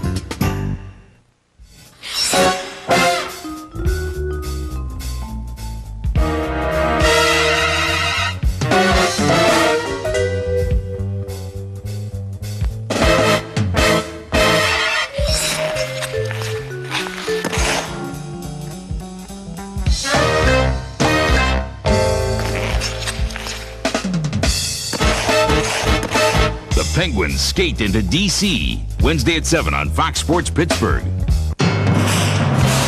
I love sports. I dream about sliding headfirst into home plate. Deep in my bones, there is a need for slap shots, left hooks, spikes, high-speed turns, sudden death overtime. He's wide open down the sideline. I want every step. I want every score. The 30, the 20, the 10. If you got the hunger, like I got the hunger, there's only one place to go. Fox Sports and Fox Sports Pittsburgh bring you worldwide sports coverage plus your favorite home teams, all on Fox Sports Online. It's good!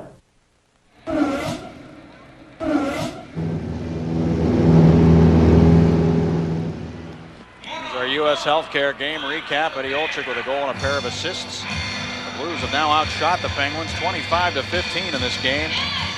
1 for 3 on the power play, and the Penguins 1 for 5. And they have a shorthanded goal, the Blues, that has made it 4-2 with 8:06 to go in regulation time. Tyler Wright gets an opportunity here with Balk and Ian Moran. Penguins using a fourth line now to work against St. Louis. Off the boards and back down to the St. Louis line. Dimitro rolls it over to defenseman now McGinnis. And I think the Penguins, Kevin Constantine, really feeling that this is a good opportunity to give these guys a chance to see what they can do in terms of being a little bit more aggressive, Mike. You know what I mean? And just trying to establish a little bit more of an edge against the Blues to protect the lead as opposed to backing off. You know what I think, Staggy? And I think another, this is Kevin, and I feel this too, and I have all night, that the lines, the one line is going very strong. The rest of them are having kind of a mediocre night, and he can put this line out because he would be comparable or even maybe a little better. He knows that he's not getting the things aren't going well with the other lines, and so he's able to put them out here and let them respond and give them 4 lines to work with. Most of the time he would go with 3, but he's hanging right in here and letting them play. And Valk's really only getting a couple of minutes a game of ice. He's getting like 5 or 6 shifts a game. And then tonight, these guys get more of an opportunity to play. And Valky was just telling me yesterday, Mike, he said, when I was a young player, I just couldn't do it. It was so hard for me to sit for long periods of time and then get that odd shift. He said, I would just be awful when I went on the ice. And the one thing he has really learned how to do over the course of his career is stay in the game mentally and be ready to come out and be an effective player when he gets that rare opportunity to play. And it's a tough role to be a fourth-line hockey player. Yes, it is. You know, especially these guys that make it to the NHL are all great players at lower levels. So they're used to playing a lot. And all of a sudden, their whole role changes, and they've got to adjust to that, and it takes some time. Not an easy thing to do. Looking back into Pittsburgh real estate, and that's a good point. People should be aware of that. I mean, just how good they are to play on a fourth line. It's like the 10th pitcher on a squad. I mean, you don't realize how good a pitcher that guy really is. And you think he might be as good as any Sandlot player, and he just comes up and he made the cut. But that's not the case at all. They are really gifted and very special players.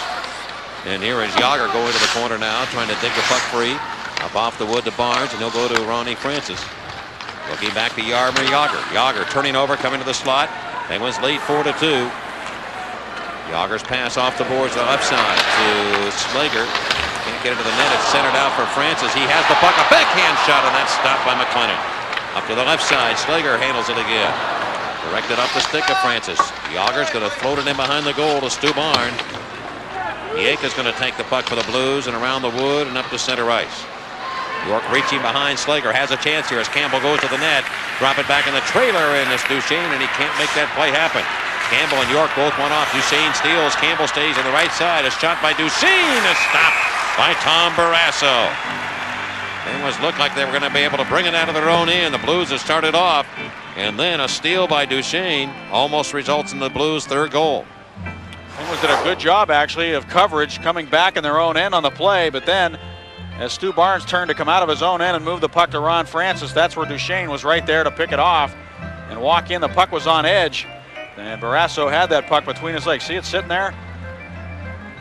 And the whistle was blown. Duchesne looking for his 2nd goal of the night and trying to really make this a scary hockey game. If that puck gets through Barrasso's legs, it's 4-3 with a lot of time left. 6:06 to go. Yeah, there's still a lot of time.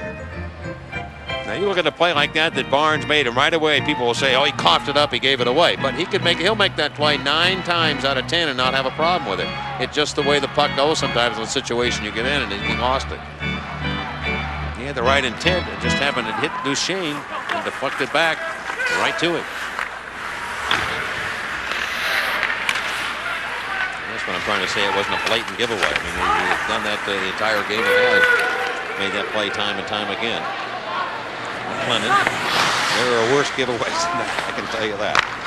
And on the right side, Antonym backs it up the left wing. Scott Pellerman, who had a great chance early in this game to tie it for the Blues, but the Penguins had a 1-0 lead. Tremendous skate save by Tom Barrasso. Barrasso has sparkled again here tonight. On the right side to Olchek. Blasted towards the net. That's off the left leg of goaltender Jamie McLennan. Blues and Penguins, second meeting of the year. The Blues won 4-1 at St. Louis. The Penguins lead 4-2 here. We approach 5 minutes left. Demitra battering one towards the net. Hatcher deflects. It goes back behind the goal. There's a giveaway in the neutral zone by Alex Hicks. Here's Pronger to the nets. That's stopped by Barrasso. And again behind the goal. Courtnall centers for Demitra, and he just missed the cage on that particular play.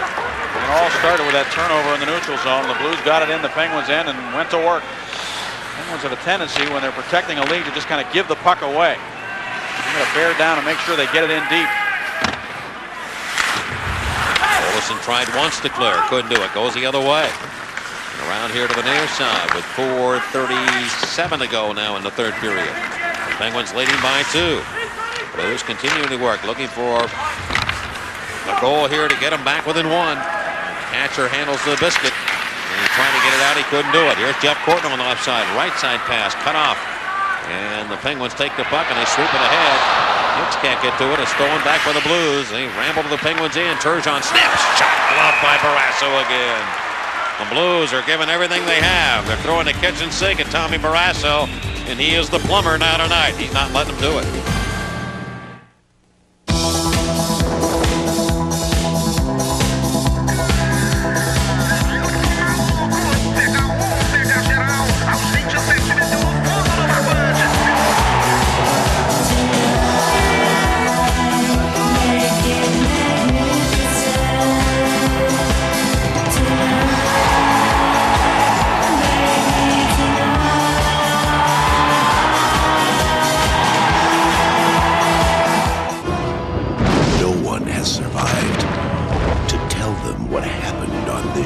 There's something down here! Now, the only question is... They're wiping us out, one at a time. Who's next? Uh-oh.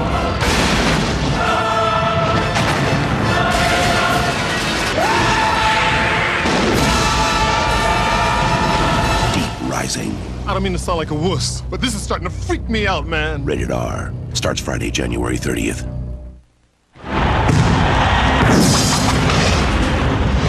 The defending champs. How about that? Shades of what he did a year ago. This season's biggest surprise. And this place is rocking. Super soft Mike Bibby leads Arizona against Stanford's explosive scorer Chris Reeves. He's on fire. Call the fire department. National title contenders get it on. Thursday at 10:30 on Fox Sports Pittsburgh. January 28th, 7 p.m. Eastern. Witness sports television history. America's most powerful regional sports channels join forces to become Fox Sports Net. First, live from New York, a special edition of Fox Sports News. Then at 7, the birth of a national network. Followed by your home team game, the Penguins take on the Washington Capitals. The new era begins Wednesday on Fox Sports Pittsburgh. Coming up after the game on Fox Sports News, victorious Broncos return, Cowboys coaching candidates, and Simpson scopes the Pens. Oh, that'll be good. He's getting kind of fancy. They got a couple of promos going with Simmer. I haven't been working with him, talking to him much this year. I asked Pierre Turgeon, Mike Hall's brother, Sylvan's doing today. He told me he's playing in Switzerland. He was in Germany, but he switched to a team in Switzerland, and he said they call him Turbo over there. That's his nickname, Turbo. Sylvan Turgeon. He said he's happy. He's making decent money and he's enjoying himself over there. Rayom. The Turgeon brothers are really nice guys. They're really, really personable people. That's the French Canadian kids are. Yep. Very, very outgoing and friendly. There was one here that was here for a while. Was a pretty nice guy. He's no longer around. Lucky Pierre? Yeah, that's who it is. What about Mario? Nah, Lucky Pierre. Lucky Pierre. Rivers will take it and right to the goal where it's gloved by Barrasso. You know, there's enough personality in Lucky Pierre for all the French Canadians. All the French Canadians. There's Pascal Riom. Speaking of French Canadians, he is the brother of Manon Riom, the goaltender who was the first female to play in the National Hockey League, played a preseason game with the Tampa Bay Lightning, and she was playing with Team Canada in preparation for the Olympics. I haven't heard lately whether or not she's on that team, or I believe she is, but she might not have made that team. There's quite a few excellent players up there now who are competing for the opportunity to play in the Olympics. The prime scoring chances category since the first period. The Pens with 6, St. Louis with 15. Penguins have had a total of 12 to 19 for the Blues. Every time I look at that clock, it seems like it's taken 3 days to get out. There's still 3:40 left in a 4-2 Penguin lead. You get the same feeling? Barrasso from behind the goal. He must be feeling that too. He's been a busy goaltender here in the third. The Blues have pumped 14 shots at him. The Penguins have had 5. Right back into the Blues end. Robbie Brown trying to maneuver his way in around the goal. This is what I was talking about earlier, Mike, by just getting the puck in deep. This is a good play by Turgeon down low, though, to break up the Penguins cycling and getting the puck back to the neutral zone. If the Penguins can just kind of possess the puck here and kill the clock, then that'll serve them well. They'll just be able to win the game. I think Quenneville might, the way his club is going, and you may disagree with me on this, may pull his goaltender with some time left here. I think he senses that the Blues are, I say that and then I kind of contradict myself. I think he's got enough going for him maybe to score one. I just kind of sense that he feels he has the upper hand here. Play his whistle down. Who'd that last hit? Well, they want the face-off back at center ice, so they couldn't make a decision as to who it hit. Well, Joel Quenneville and Kevin Constantine certainly have quite a bit in common in the sense that they are guys who have taken their teams and really prepared them extremely well, game in and game out, and gotten more out of their teams than a lot of people thought they would. You know, Kevin tonight, he employed that strategy where you score 3 in 70 seconds. Yeah, that was really a good move. Let's go get 3 in 70 seconds and then see how we can protect the lead. They're just experimenting a little bit here. From behind the net now, McGinnis plays the puck up the right side, and then Campbell couldn't take it. The Penguins killing the clock with 2:24 left here now in the third. 4-2, the Penguins lead. They've been involved in a lot of tight games here recently. Just to the head back into the Penguins there. Barrasso's going to play the puck off the near side. They had to fight off the Boston Bruins on Saturday afternoon. Got an empty netter from Robbie Brown to save it. Now they've got a 2-goal lead, but McGinnis has to retreat.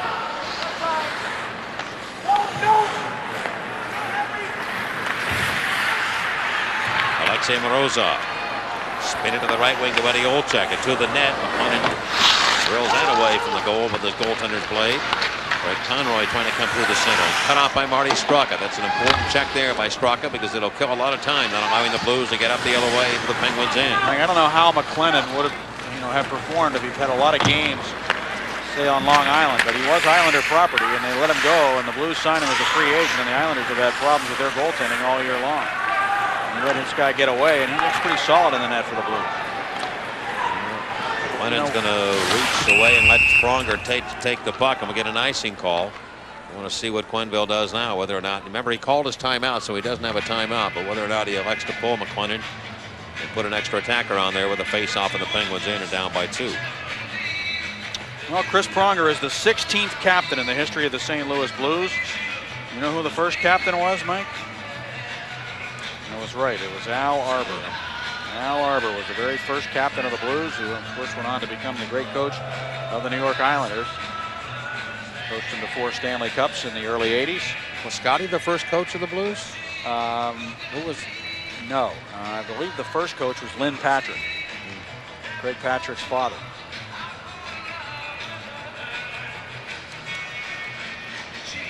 And that might not even be right, because he might have been the GM and it might have been somebody else. And I'm trying to think now if it was. McLennan comes out of the net. So the Blues will pull their goaltender right now, down by 2. There's McLennan sitting down. I was right. It was Lynn Patrick, Mike. October of 1967. And when did Scotty come on the scene? He came on November 22nd, 1967. It didn't last very long. No, he didn't. Yeah. And then Scotty was replaced by Al Arbor. From the corner, the Blues have it. Jimmy Campbell back to the right side to Al McGinnis. 4-2, the Penguins lead. The goaltender out of the net, and the Penguins trying to feed it ahead to center. Jagr's got a chance for an empty netter, maybe. Coming out of the Blues end. Muskin in against McGinnis, and he tried to sweep it in. He couldn't do it. McGinnis hung tough with him. 1 minute remaining in the period. Fired away up the center of the ice. That pretty much sums up Jaromir's night, doesn't it? What happened there? Back behind the goal, Barrasso will leave it for Freddie Olesen. Right up off the window, but not out. Campbell fires it. Blocked. 43 seconds to go. I see Jagr attributed saying that quote that Al Iafrate used. Did you see that? Yeah, he said the same thing. Yeah. Empty netters are for sissies, he said. That's why he didn't put it in. Here is Campbell. Around to the corner for Chris Pronger. On the right point, McGinnis takes it. And he lofted that one offline. 20 seconds to go now. The Penguins have it again back at center ice, and McGinnis reaches in. Jagr knocked him down. And we continue as Francis goes after the puck in the blue zone. Francis from behind the net, looking for his 1400th point. Not going to get it apparently here. McGinnis comes up. The Penguins are going to win it. And the shot by McGinnis missed the target. Barrasso, another tremendous performance. Penguins win it 4-2, and Eddie Olczyk is our Jeep Eagle player of the game. Our next TV game coming up will be on Wednesday night when the Penguins take on the Washington Capitals. We hope you'll join us for that one. There is Eddie O with a goal and 2 assists. Final score tonight, the Penguins 4 and the Blues 2.